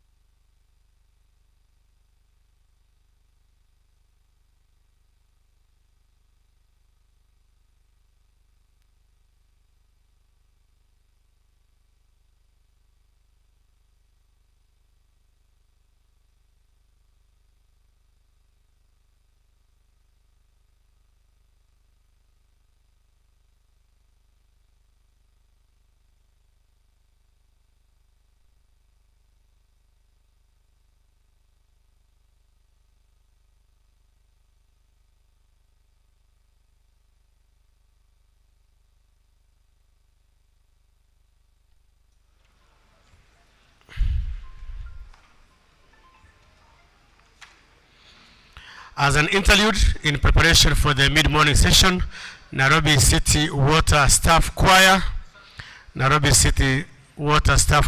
take the center stage.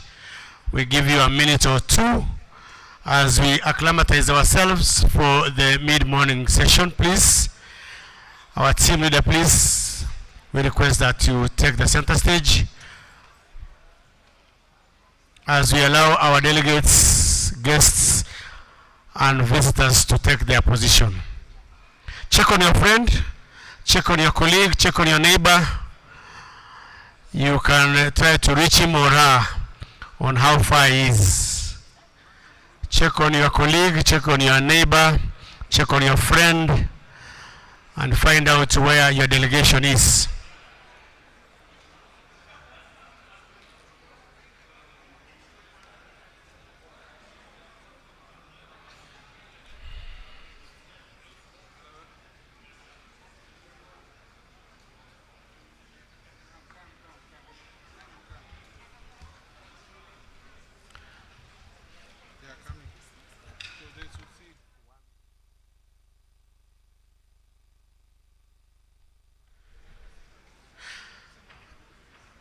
Nairobi City Choir, are we ready?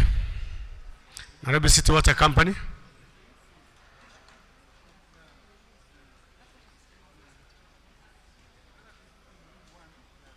Anytime from now, we'll be expecting the arrival of our chief guest. That is none other than Honorable Zakaria Njeru, EGH, Cabinet Secretary, Ministry of Water, Sanitation and Irrigation, Republic of Kenya. Will be joining us anytime from now for the official opening of this conference. If we are ready, Nairobi City Choir, Nairobi City Water Company Choir, kindly take it away.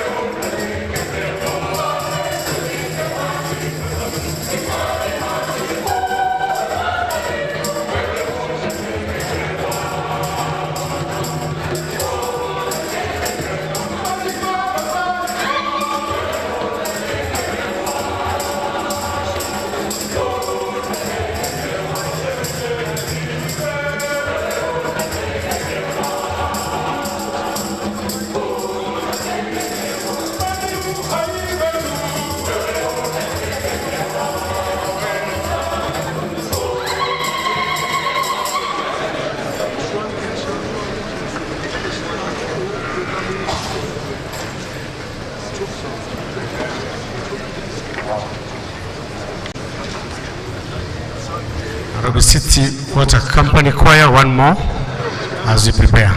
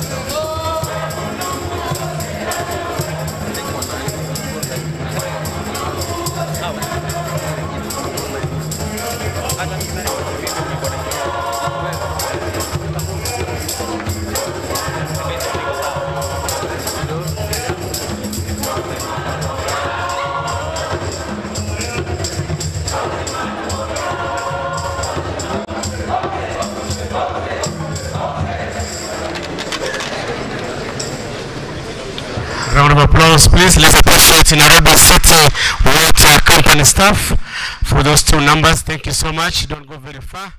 We'll be requiring you any time from now. Our chief guest today, that's none other than our Cabinet Secretary, Water, Sanitation and Irrigation, Honorable Zakaria Njeru.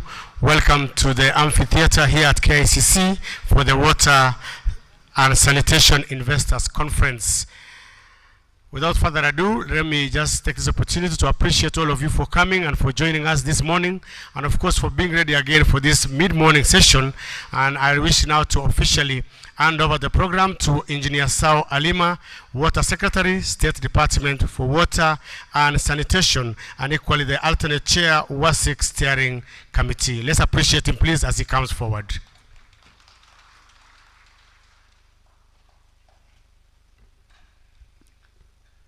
The Cabinet Secretary, Mr. Zakaria Njeru, who is representing the Head of State in this session. The Your Excellency, the Governor for Taita Taveta, who is also representing the Chair COG, Dr. Eric Ruto, the Chairperson of Water Sector Trust Fund, Mr. Bart Abamadu, Deputy Mission Director, USAID, Stephen Schoenman, Dennis Ambassador, Mr. John Gachara, Chairman Bankers Association, all participants and stakeholders, good afternoon. God is good. We have now come to the official opening session where we are going to have a keynote address from the Cabinet Secretary. But before I invite John Gachara, I want just to mention, Cabinet Secretary, that we have got all stakeholders in this room, in this amphitheater. We have got the county and national government, we have got our development partners, we have got foreign missions, we have water service providers, we have waterworks development agencies, we have got our regulators. So we have got all stakeholders who can assist us make a decision on the challenges that we have in the sector, particularly the challenge of financing gap that has led to delayed investment in so many of our programs. So without much ado, I want to invite the chairperson of Kenya Bankers Association, Mr. John Gachora, to come and make his speech. Welcome.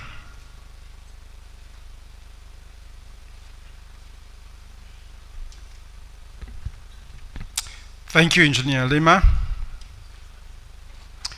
The CES Ministry of Water and Sanitation and Irrigation, Mr. Zakaria Njeru, representing His Excellency the President, Your Excellencies, Ambassadors, and County Governor present, Honorable MPs, PSAs, and MCAs present, industry leaders, distinguished guests, ladies and gentlemen, good afternoon. I'm honored to be standing here today as we encourage candid debate and promote business partnerships and financing towards sustainable access to water and sanitation services for all Kenyans. The Kenya Vision 2030 National Development Plan, in line with the Water Sustainable Development Goal, SDG 6, seeks universal access to safe water and sanitation for all by 2030. This year's theme, or this conference's theme, accelerating investments for sustainable access to water and sanitation for all, gives us the responsibility to ensure that every Kenyan, regardless of their location or socioeconomic status, has access to clean water and adequate sanitation facilities. Ladies and gentlemen, as I was reflecting on this theme, I recalled my time growing up in a small rural village. And most of you who grew up in the rural village will probably relate to this, that during the holidays, with all these, holiday bunnies coming out of the city, and that time the only city was Nairobi City. So they come to visit us in the village. And compared to us rural folk, the visitors would always look beautiful, with well-oiled skins, very shiny, right? And our parents would tell us that those visitors look like that kwa sababu wamekunywa, wameoga, na wamejiosha na maji ya Nairobi. Do you all remember that? Yeah? So the discussions we are holding today are of utmost significance as we delve into ways that accelerate investments for sustainable access to water and sanitation today and in the future for all. And therefore, back to that story of the rural folk, hopefully soon, everyone will be beautiful with well-oiled skins, and we shall tell our neighbors, the Tanzanians, the Ugandans, and others that tumekunywa, tumeoga, na tumejiosha na maji ya Kenya, sivyo? As opposed to maji ya Nairobi. So I'm really pleased that we're using this platform to forge partnerships explore innovative finance mechanisms, and accelerate investments that will see to it that in future every individual enjoys the basic human right of clean water and sanitation. Ladies and gentlemen, sustainability is not a new concept to the banking industry which I represent today. Under the Kenya Bankers Association, we have set up the Sustainability Finance Initiative, SFI, and developed the SFI guiding principles to align the industry to sustainability practices. This was done with a lot of help from development partners. Indeed, many of our banks today have gone beyond the narrow definitions that we had when we developed the SFI. Building on the work that the Central Bank of Kenya has done, banks are not only fully involved in the sustainability initiatives, but also have developed climate-related risk frameworks that address not just the effects, but community necessities and mitigations, such as the one we are discussing today. Working with various partners, including women groups, youth groups, and others, water initiatives have been handled as community support initiatives. However, I believe the time has come for us to change the lens to that of investment, something that of course excites us bankers a great deal. At NCBA, where I'm the group managing director, we've always lived on the premise that our license to operate comes from the communities we serve. We believe that the primary and public sectors must work together to mitigate the effects of water pollution and solve some of society's greatest needs. Last year, we launched our sustainability commitments, which have been the beacon for positive social and environmental change within the communities that we serve. Ladies and gentlemen, one of the interesting topics that we're covering in this conference is how we can harness public-private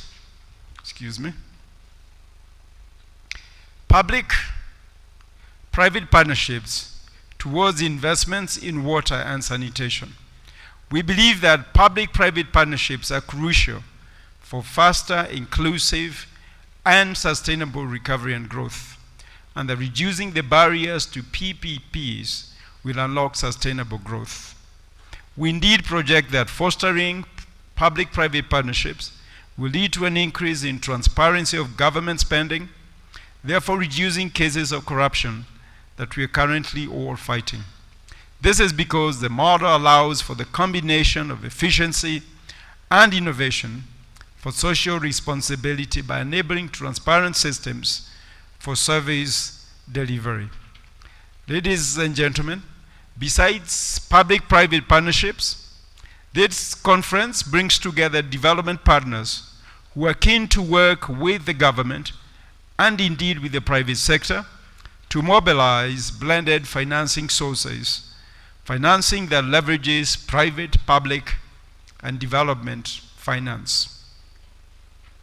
Over the past decade, Kenya has experimented with different ways of using blended finance to leverage commercial financing from domestic banks in matters water.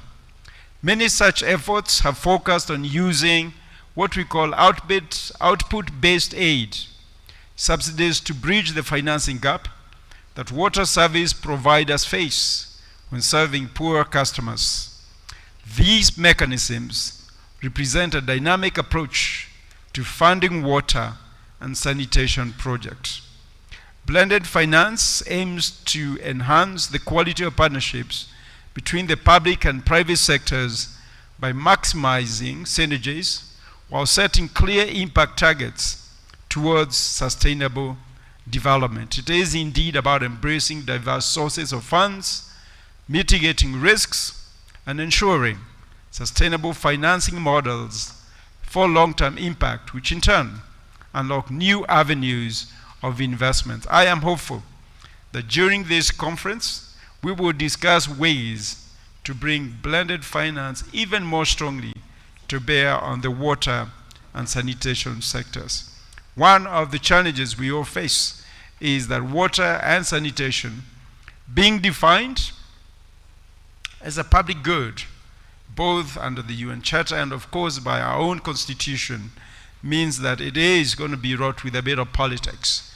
And I'm hoping that through the conversations today, which I've seen also will focus on the frameworks required to attract private money into this sector, that we can come up with ways to harness blended finance faster and more effectively.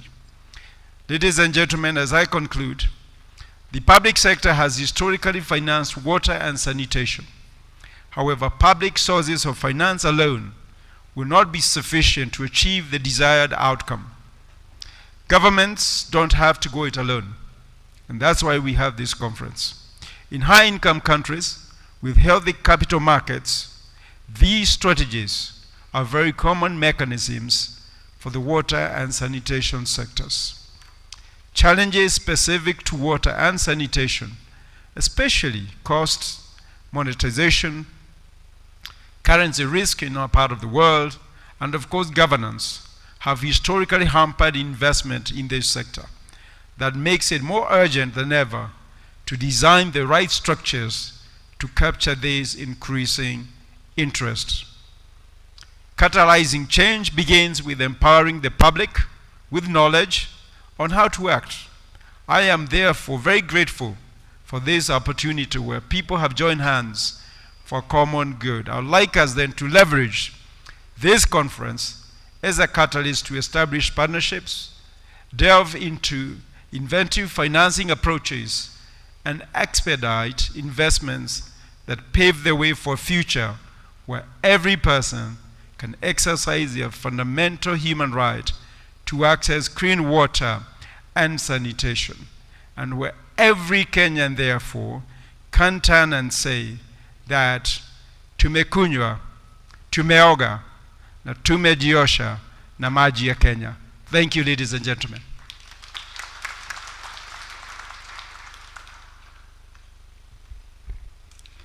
That is great, John. Let's appreciate him once more. He is followed by His Excellency Stephen Shonman, then his ambassador.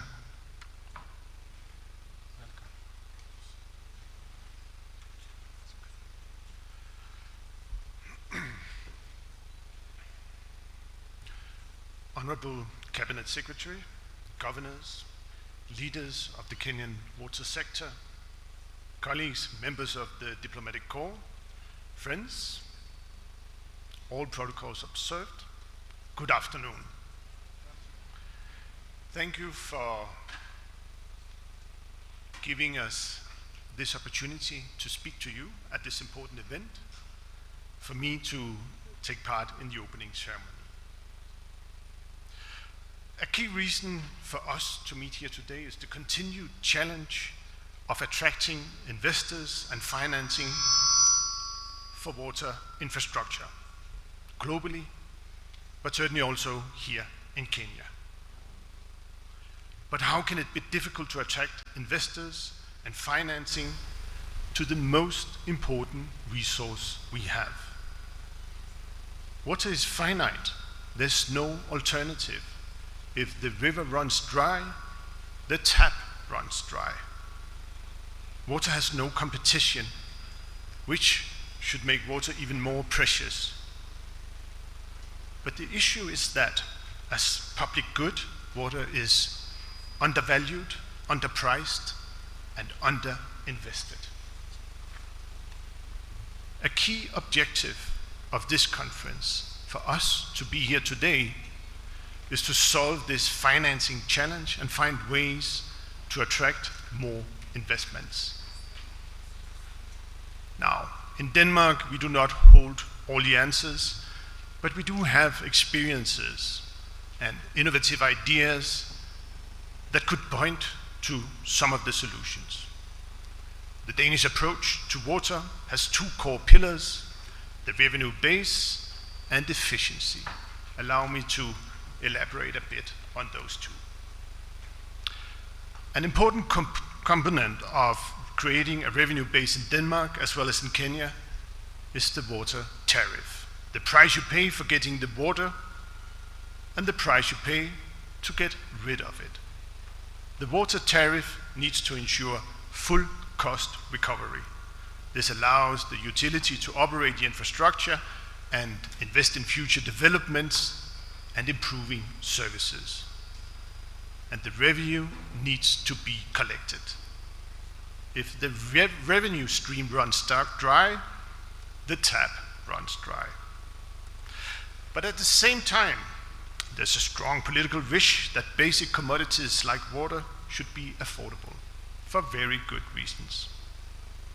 To balance that, you need a strong, independent economic regulator and a rigorous evidence-based framework on which you set your tariff.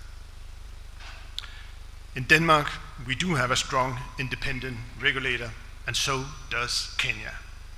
I'm proud that Denmark has supported the establishment of the Water Service Regulatory Board and other water sector agencies. The second core pillar of attracting investments into water services, that's efficiency. We know that the Kenyan utilities are losing revenue on approximately 40% of the water due to both leakages and lack of revenue collection. This has a huge impact on the economic performances. 40 years ago, we were in a similar situation in Denmark. But through a concerted effort of strict regulation and innovative technologies, we have managed to bring down revenue losses to 7%, greatly improving the economic feasibility. The strict regulation in Denmark has driven innovation in know-how and technologies and has been an important basis for the global success of companies like AVK and Kamstrup. Another important element of efficiency is getting expenditures down.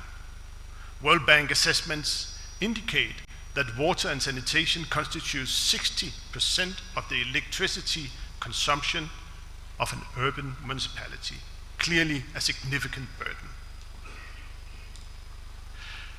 Strategic interventions that seek to promote energy efficiency and improve water access are at the core of Danish development cooperation.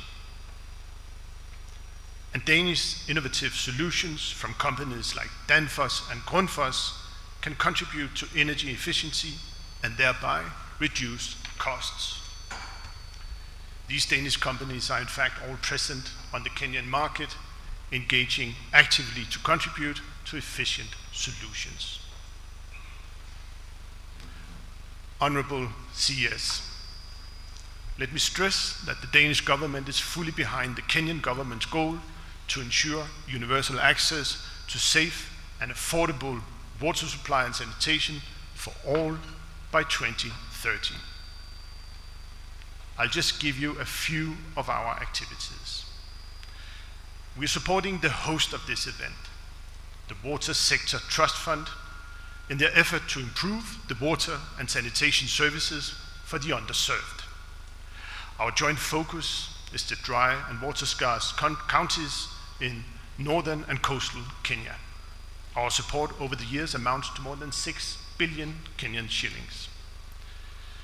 And this year, we are preparing new and additional support to the fund of around 2 billion Kenyan shillings.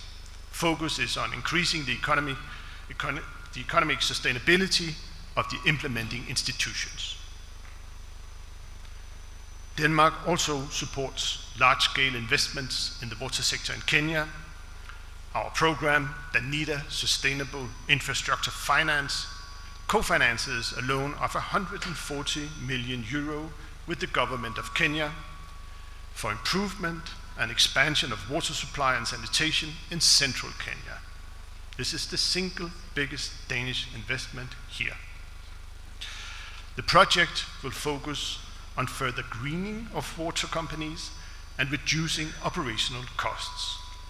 This will be done by funding new plants and replacing water pipes as well as using green energy sources, including biogas, hydro, and solar power. This year, we are also preparing a new government-to-government partnership on water. The goal of the partnership is to do knowledge sharing and technology transfer between the Danish and Kenyan peers. We are also supporting local initiatives.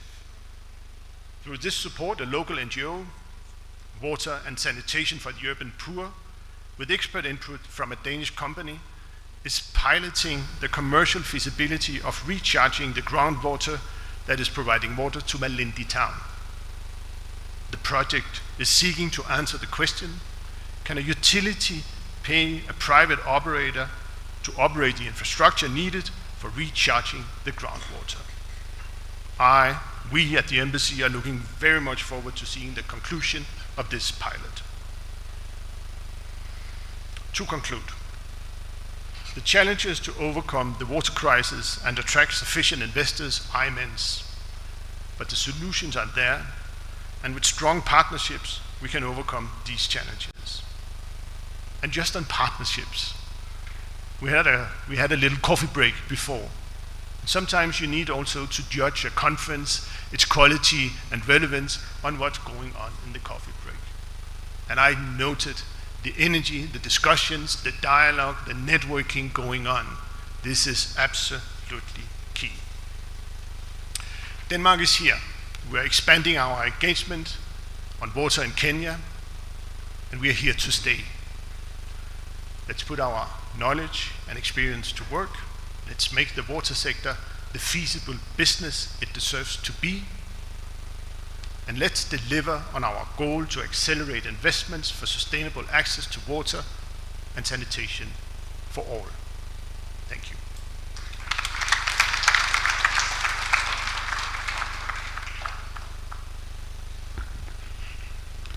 Let's appreciate him again. So he's followed by Mr. Bart Abamudu, Deputy Mission Director, USAID, Kenya and East Africa.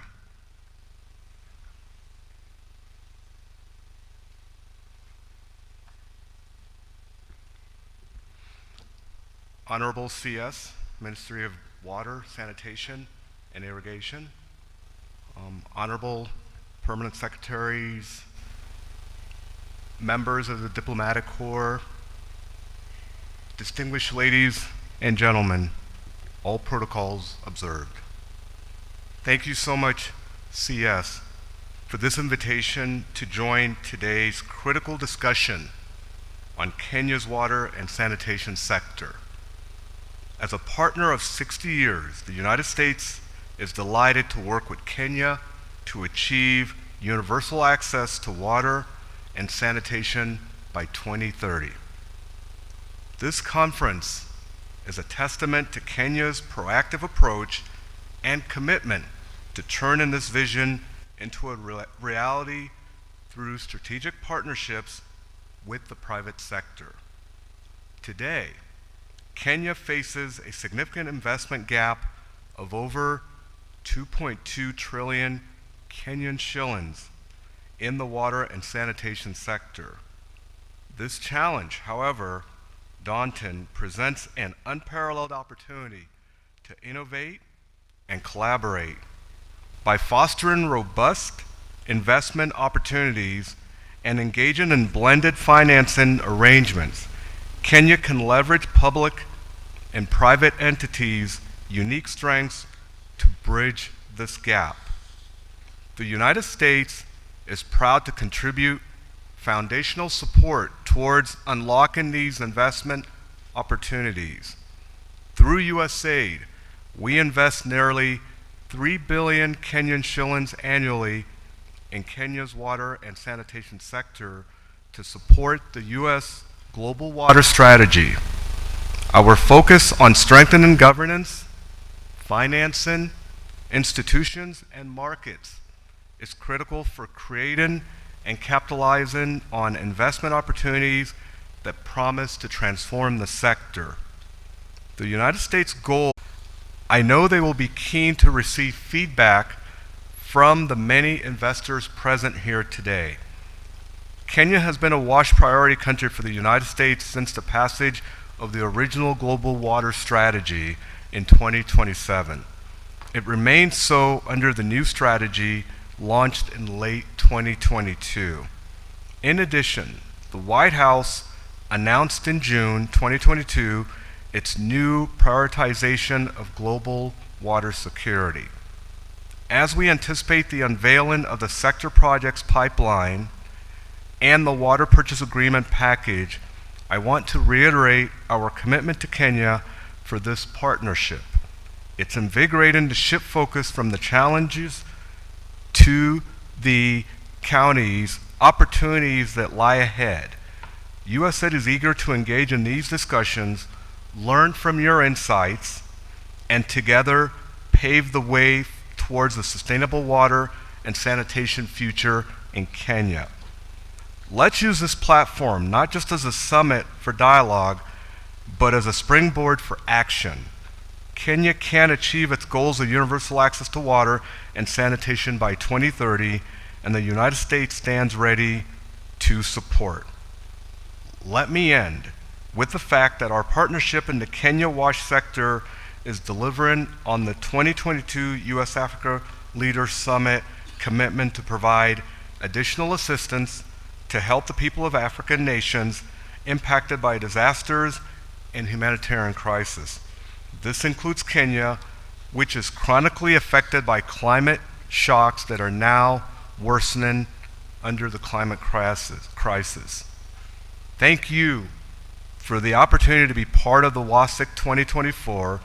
Let's make these last few days a turning point for the water and sanitation sector in Kenya. Asante sana.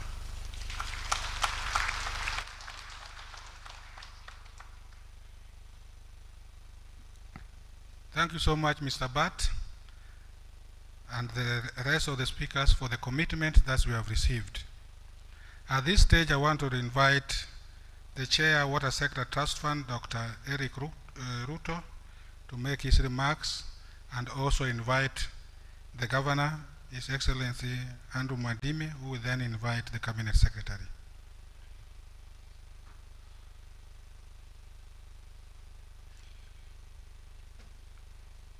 Thank you very much, the Water Secretary.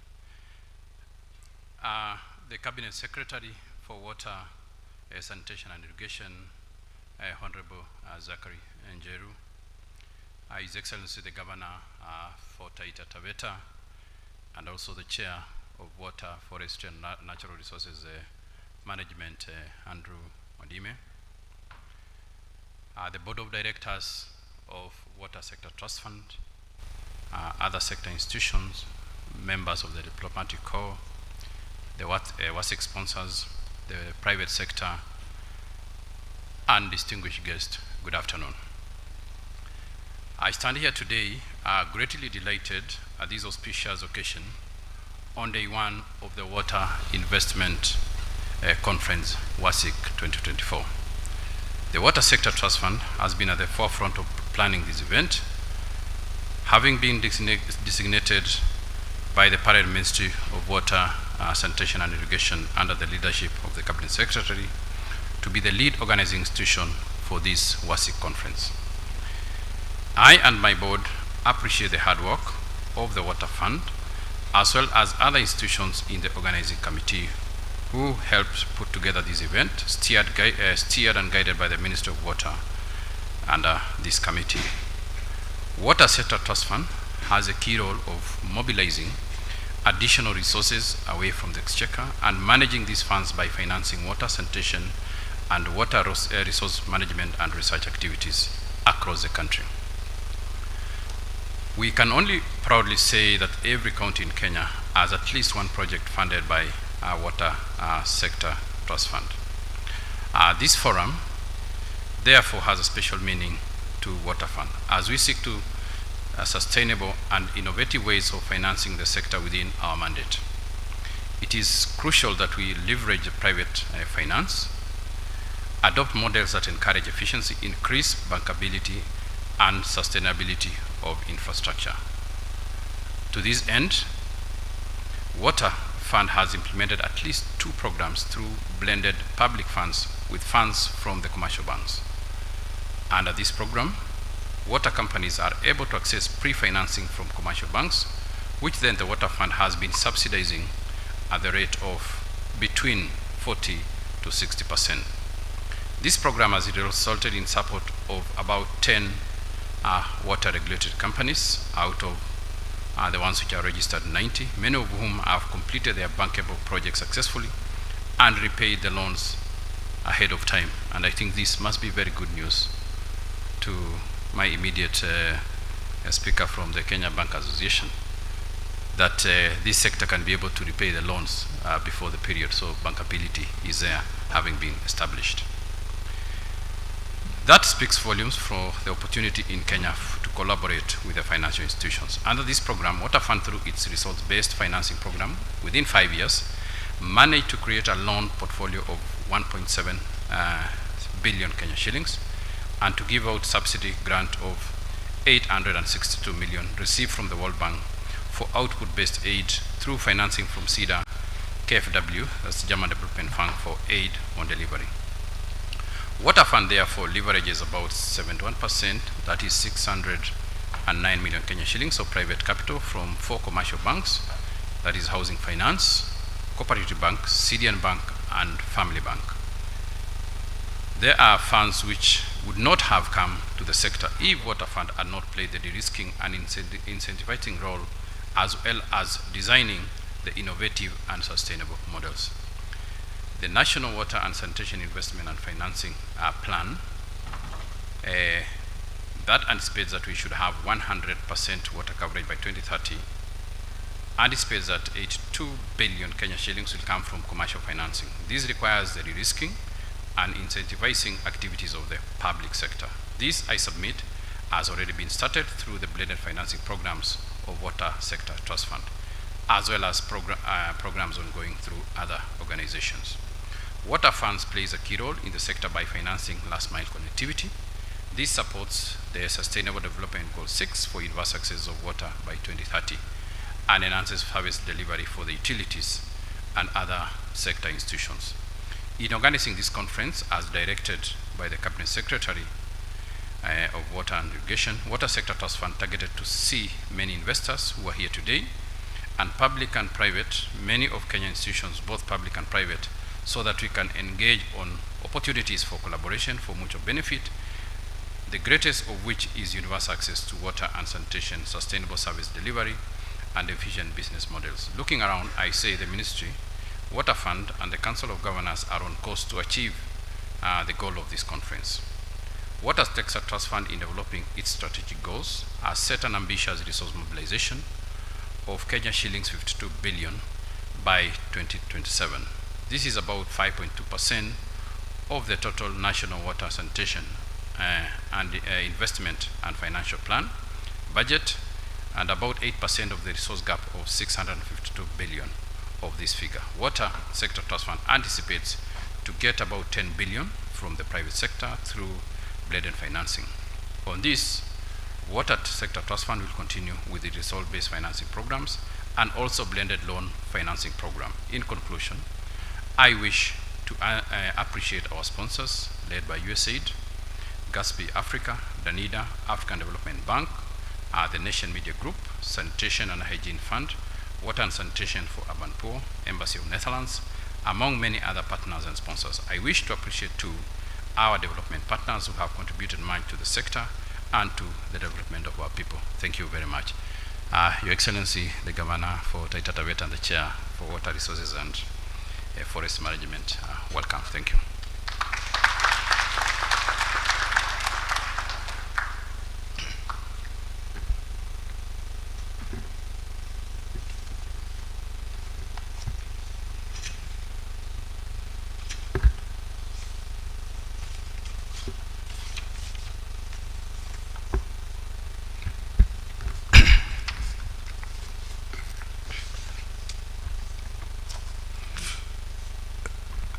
Cabinet Secretary,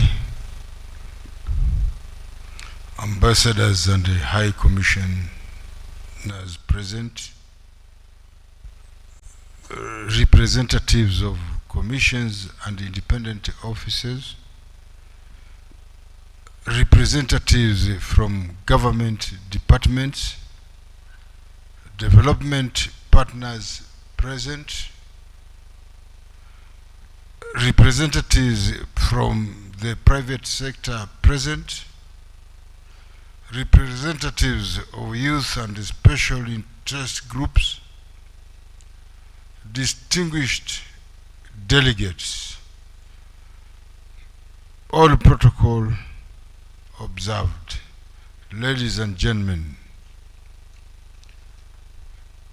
good morning.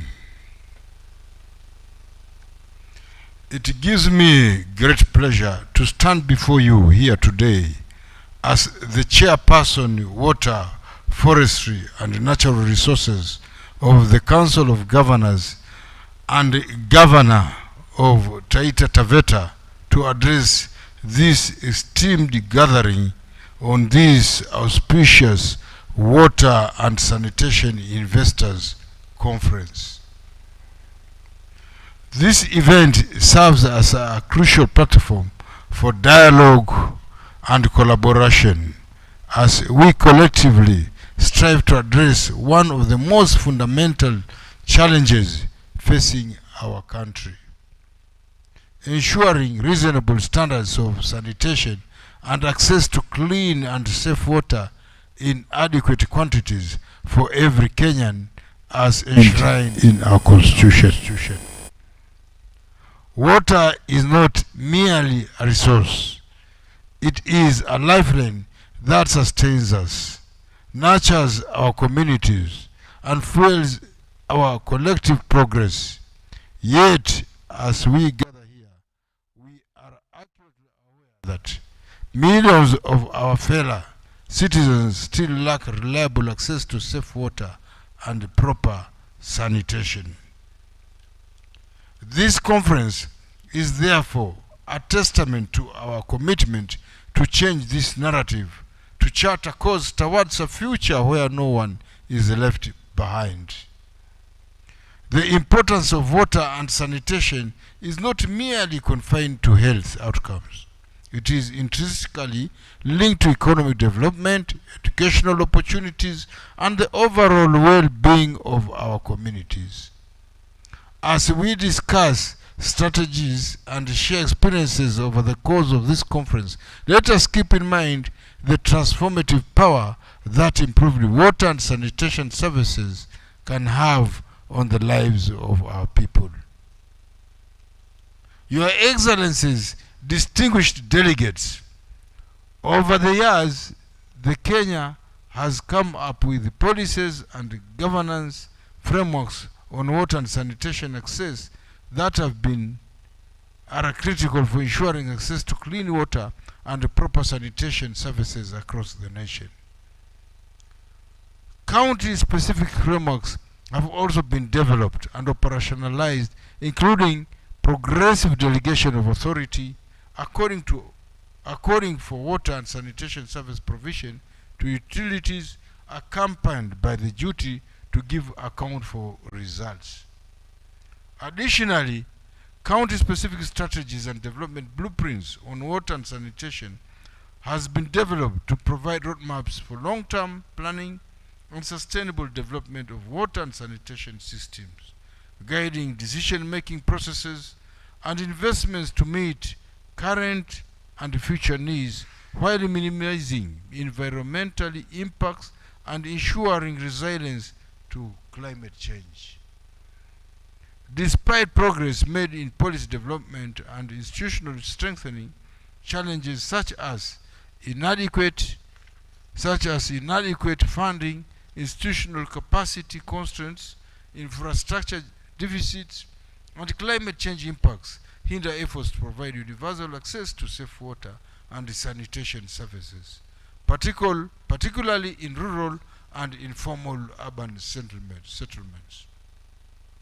Addressing these challenges requires concerted efforts from both levels of government, civil society organization, and development partners to strengthen regulatory frameworks, invest in water and sanitation infrastructure development and promote community participation in water resource management and sanitation initiatives. These include strategies and initiatives aimed at enhancing climate resilience in the water sector, such as optimized water use efficiency and reduce vulnerability to climate-related shocks.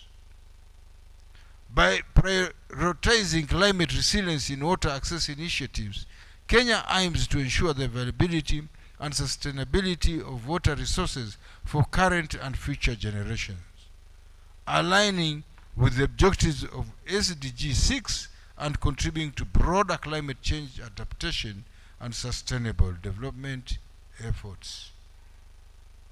Your Excellencies, distinguished delegates, in our various counties, we face unique challenges and opportunities.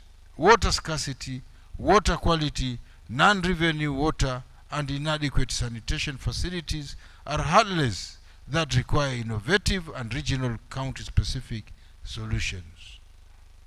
It is my hope that this conference becomes a melting pot of ideas, fostering collaboration and knowledge exchange that can be adapted and implemented across our diverse counties. Currently, 72% of our households have access to improved water services. However, this figure varies widely from county to county, ranging from 32% in some counties to nearly 100% in Nairobi County. 83% of households have improved access to improved sanitation nationally, although this also varies widely across counties. Further, non-revenue water contributes to pose a challenge to the sustainability of water supply, while also denying the government the resources to further expand access to water.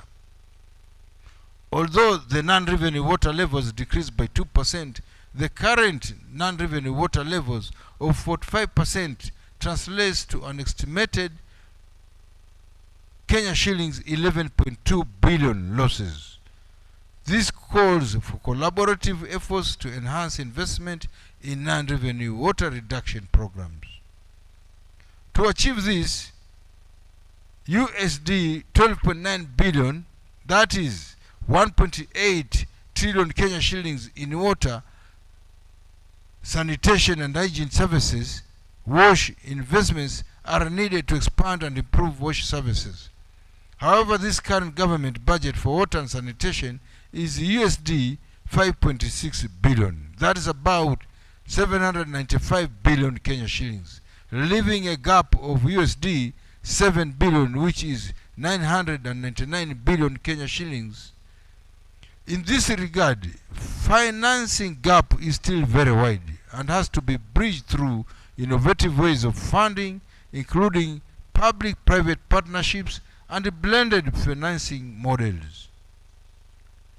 Your Excellencies, distinguished delegates, as the Council of Governors, when we signed the National Water and Sanitation Investment Program, NAWASIP, with the Ministry of Water, Sanitation and Irrigation, we recognized it was a closer point for us to realize the universal access, achieving Sustainable Development Goal number 6, ensuring access to water and sanitation for all that requires a united front.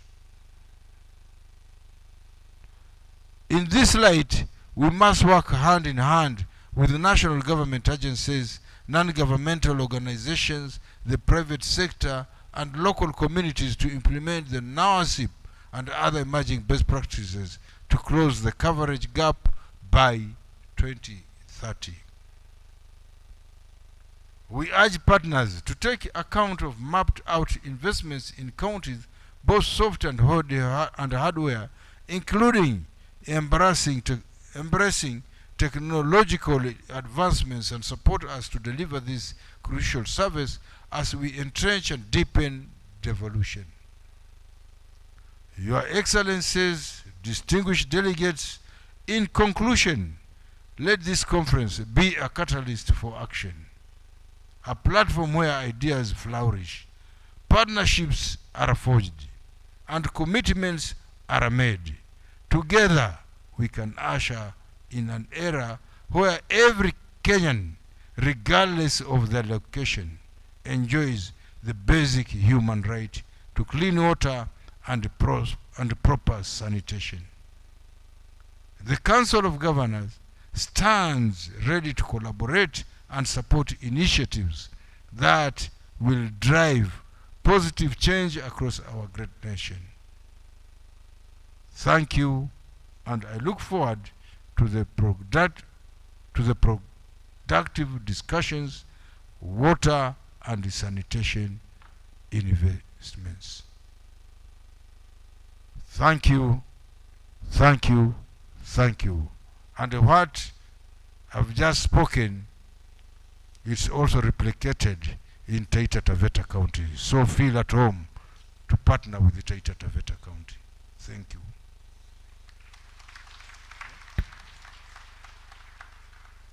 Therefore, without further ado, I call Cabinet Secretary, my good friend, Mr. Zakaria, welcome and talk to the audience. Karibu sana waziri.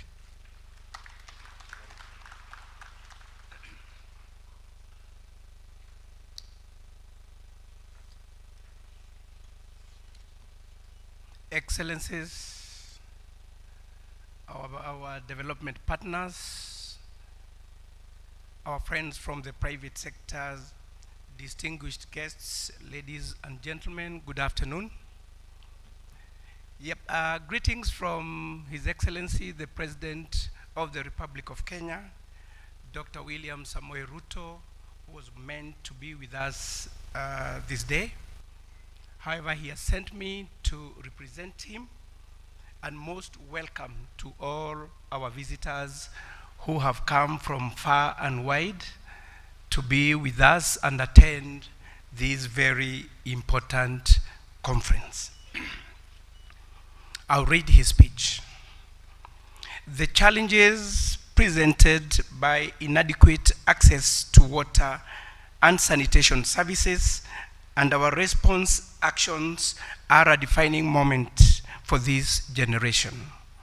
Inadequate access to water and sanitation is disrupting national economies and affecting lives, costing people, communities, and countries dearly today, and jeopardizing sustainable economic development. Inadequate resources for water sector investments continues to jeopardize improved access, and leveraging on private sector investment is a panacea to address the sector financing gaps. I am pleased to join you for the 2024 Water and Sanitation Investors Conference, that is WASIC, aimed at encouraging a candid debate on fostering business partnerships and funding opportunities to ensure sustainable access to water and sanitation services for all Kenyans. The Constitution under Article 43D enshrines basic rights to clean and safe water in adequate quantities, while Article 28 mandates the protection of citizens' dignity, further emphasizing the importance of adequate funding to uphold these rights. Ladies and gentlemen, the UN's Sustainable Development Goal number 6 and Kenya's Vision 2030 aims for universal access to clean and safe water and sanitation for all by year 2030. The aspirations of the community of nations under the UN and indeed Kenya are also broadly articulated in Agenda 2063 of the African Union, which envisages availability and sustainable management of water and sanitation for all for improved livelihood and well-being of the people. The overarching theme for this conference is accelerating investments for the sustainable access to water and sanitation for all, which further aligns with the country's development agenda that seeks to leverage on public-private partnership for sustainable development in the water sector. Water is an enabler of the bottom-up economic transformation agenda. Towards this, the government has allocated close to 80 billion Kenyan shillings for the Ministry of Water, Sanitation and Irrigation in this financial year 2023-2024 for the progressive realization of access to safe water and sanitation services and improvement of food security in the country. Participants, ladies and gentlemen, in the last 1 year, over 4 million people have been connected to water by 10 projects completed and commissioned, bringing the national water coverage to 72%, which is an increase of 2.1% over last year. The sewerage development has historically remained behind as priority was previously given to expansion of water supply services. However, in the past year, 17 towns have been connected with sewerage services, serving 1 million people, more people with improved sanitation services, thus improving urban sewer coverage to 34%. Furthermore, the area under irrigation has increased by 7.2% in the past year to over 7,000 acres through implementation of National Expanded Irrigation Program, community-based irrigation schemes, and other programs. Through the implementation of various development initiatives and programs, the government is targeting to improve national water coverage to 80%, improve sanitation coverage to 85%, and increase area under irrigation to over 900,000 acres by the year 2027. Whereas investment in infrastructure is a top priority for the government, a conducive, enabling legal, regulatory, and policy environment is a critical success factor in the realization of the country's ambition of adequate access to water and sanitation services. Towards this end, we have made significant progress in the development of the Water Act Amendment Bill 2023, which seeks to promote private investment in the water sector through the public-private partnership model. The amendments seek to enhance the sector's capacity to provide water services through the PPP financing model. The government also plans to construct 100 dams in the next 5 years and will seek to use the PPP model to harness private sector financing, which will expand the fiscal space for investments in priority programs and projects. The ministry is carrying out feasibility studies and designs of over 40 dams with a total capacity of over 200 million cubic meters. All these efforts are aimed at cushioning the country against floods and droughts, and also providing water for domestic and irrigation use, thus contributing to improvement of food and water security. The government has developed the first national water and sanitation investment and financing plan, that is NAWASIP, that envisions universal access to water and sanitation by the year 2030. I wish to acknowledge and thank all stakeholders and institutions who contributed to this development. The full implementation of the NAWASIP will cost Kenya shillings 995 billion, whereby 40%, which is equivalent to 395 billion, will be from concessional financing, that 1% equivalent to Kenya shillings 309 billion through the PPP program, 11% equivalent to 109 billion from public contributions, including national and county revenues, another 11% from donor grants, and 8% equivalent to 80 billion from commercial financing. In Kenya, more than 90% of agricultural products are grown in rain-fed farming systems, and only 20% of land is deemed suitable for rain-fed agriculture. The remaining land requires irrigation to ensure optimal production due to inadequate rainfall. Irrigation is critical in agriculture with an estimated potential of 3 million acres in Kenya.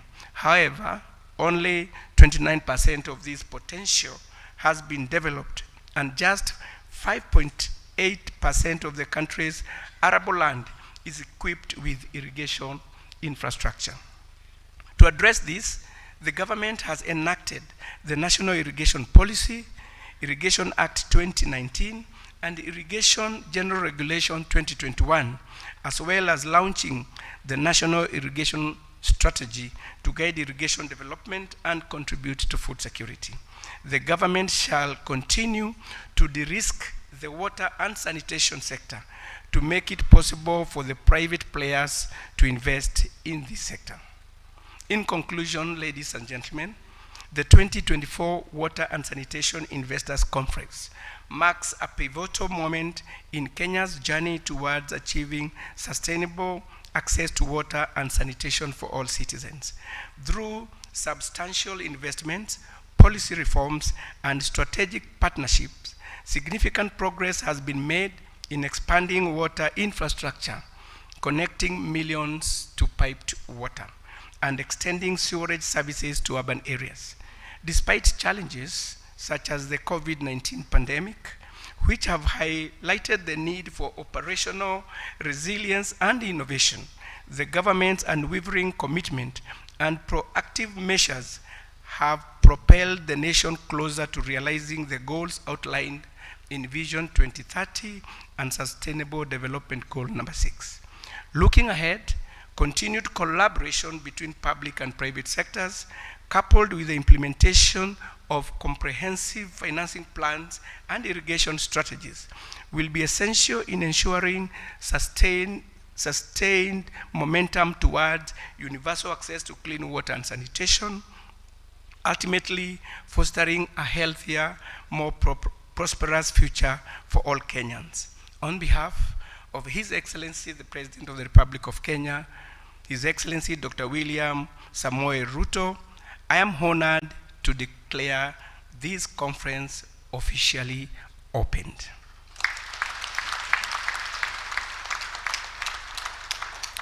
I wish you fruitful deliberations and look forward to the full implementation of the recommendations from all the sessions.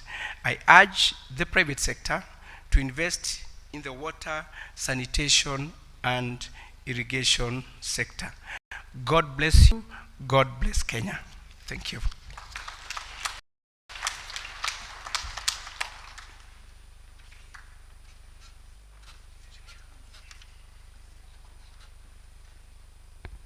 Let's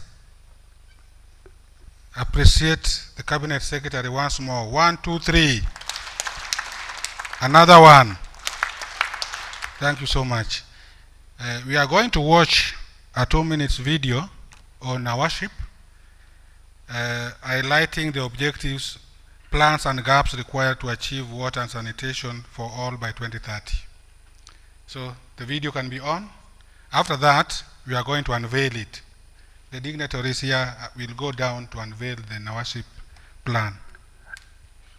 Can it be on?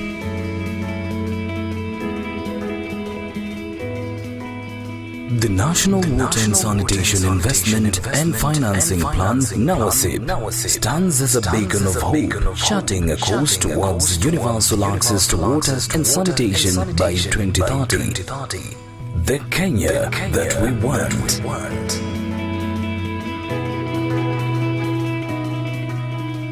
The impact report by the Water Services Regulatory Board puts water coverage in regulated areas at 62%, while sewage sanitation stands at 16%.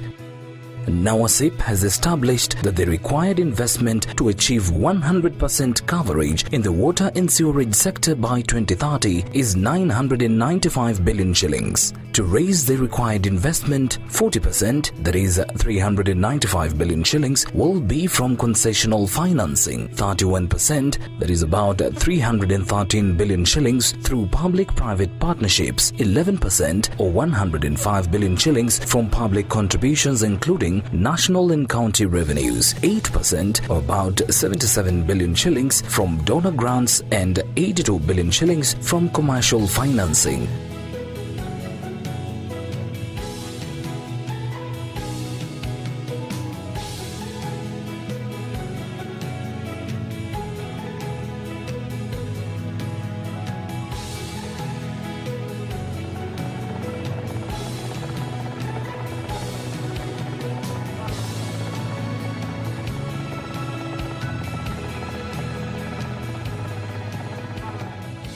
Water storage presents a range of investment opportunities in Kenya. In this light, the government is seeking to construct 100 dams in 5 years.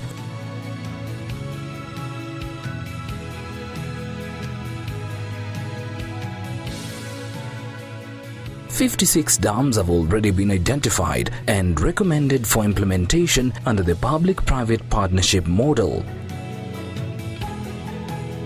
NAWASIP is anchored on Sustainable Development Goal 6, Clean Water and Sanitation for All. This blueprint aligns well with the African Agenda 2063, Vision 2030 and the bottom-up transformative agenda, or better.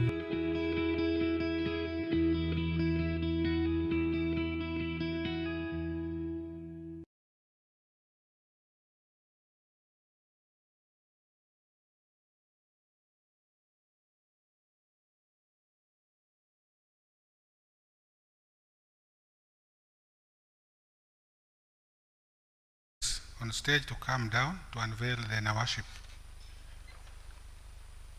Carlos, come and lead this session.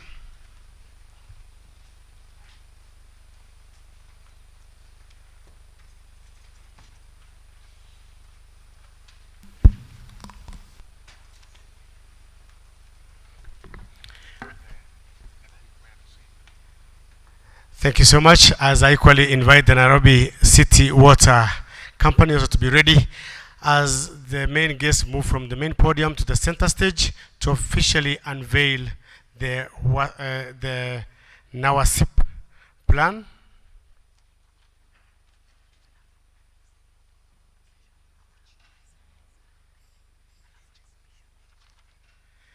Let's take our position as we officially unveil the National Water and Sanitation Investment Plan, launched here today by none other than Honorable Zakaria Njeru, our Cabinet Secretary, Ministry of Water, Sanitation and Irrigation.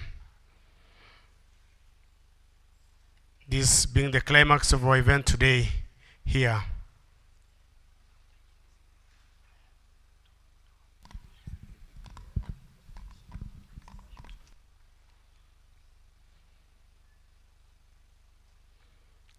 I will request also all our distinguished guests to be ready so that we can equally appreciate the unveiling of this new investment plan. I declare the official launch of NAWASIP 3, 2, 1. Let's appreciate a round of applause. Thank you, thank you.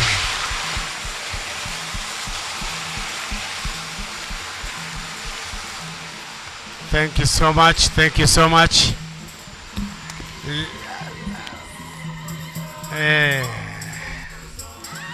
Our delegates, please. Let's clap for our CS. Let's appreciate our CS, please. Thank you very much, thank you, thank you.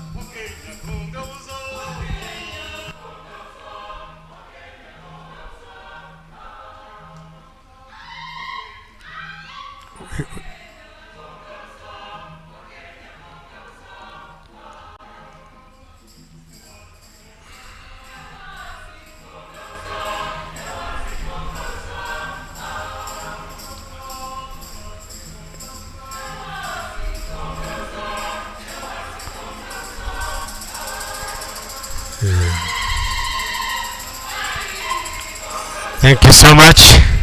As our Cabinet Secretary officially signs this plan to the chairman of Water Sector Trust Fund, and of course our delegation here. Thank you very much. Thank you very much. Thank you very much. Our choir team.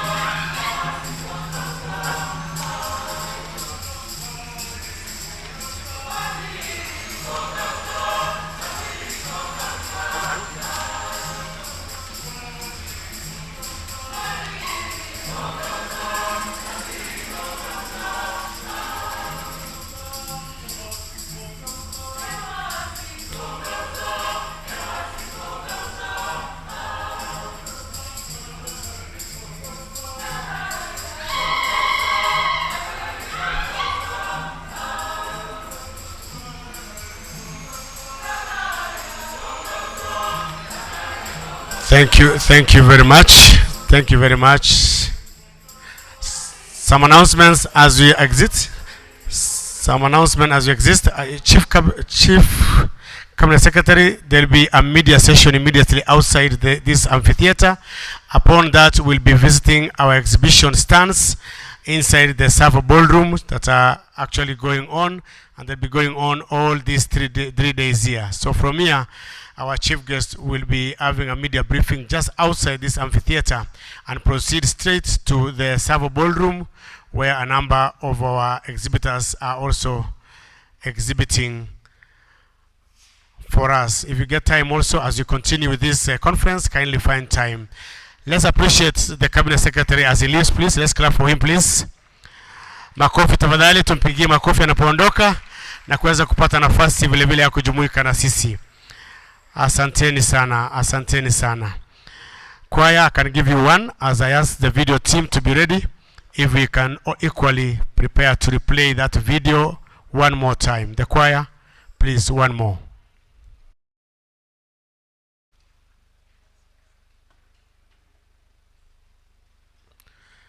Our delegates, please, let's remain seated. Let's remain seated before you give you the next direction.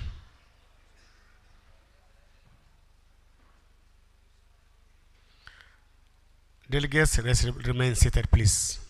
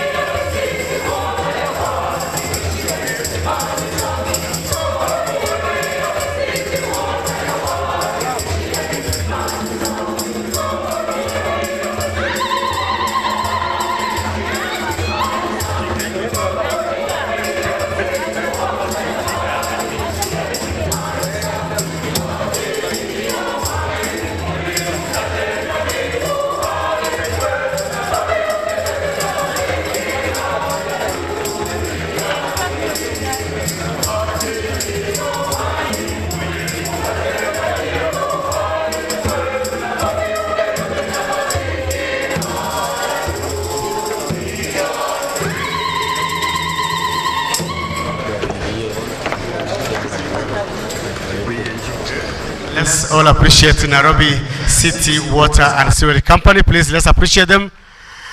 Asanteni sana, asanteni sana. We'll be calling you back shortly. Our guests, we wish to take a break for lunch. I know the exhibitions are going on. I'm equally informed that we can take this break for lunch at almost 1:26 minutes. So you can please break for lunch. But as you go, let me make the following announcement. Please ensure that you go with your delegate's card. Ensure that you go with your delegate's card as you proceed for ease access and of course notification. For ease access and notification. We'll be breaking for lunch for exactly 1 hour. So we expect to be back here at around 2:30. Please, by 2:30 we have an afternoon session that's very important for all of us. Don't miss. So we'll be doing 1 hour lunch and then we come back here. As we move, I'll request our audio-visual team to play the video again. The 2 minutes and a half video on universal access to water, especially documented here for WASIC as a catalyst to bring us to speed towards this exhibition and of course the conference. Ladies and gentlemen, you are free to break for lunch and equally find time to visit our exhibitions. Equally find time to visit our exhibition. Thank you very much and God bless you.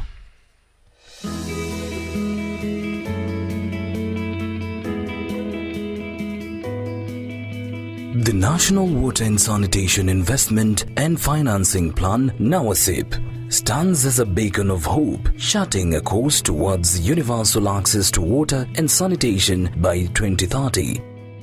The Kenya that we want.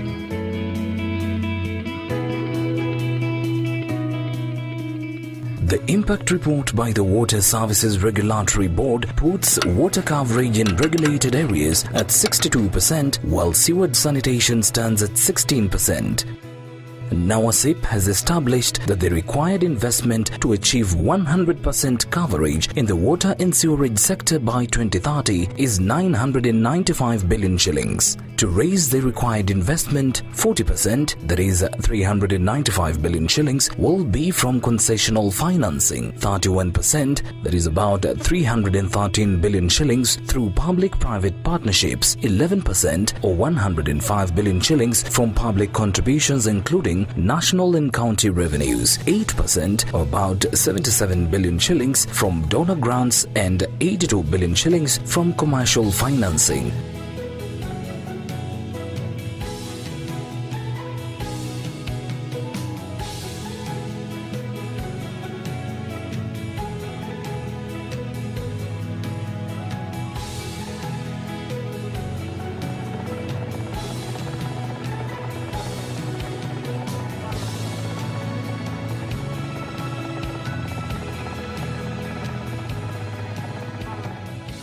Water storage presents a range of investment opportunities in Kenya. In this light, the government is seeking to construct 100 dams in 5 years.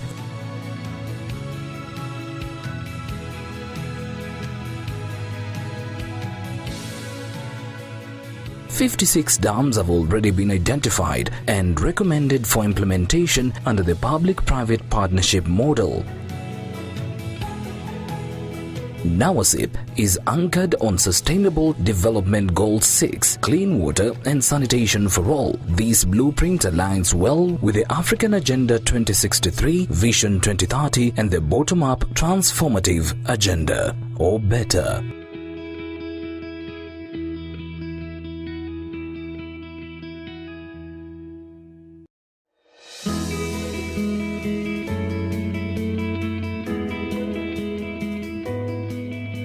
The National Water and Sanitation Investment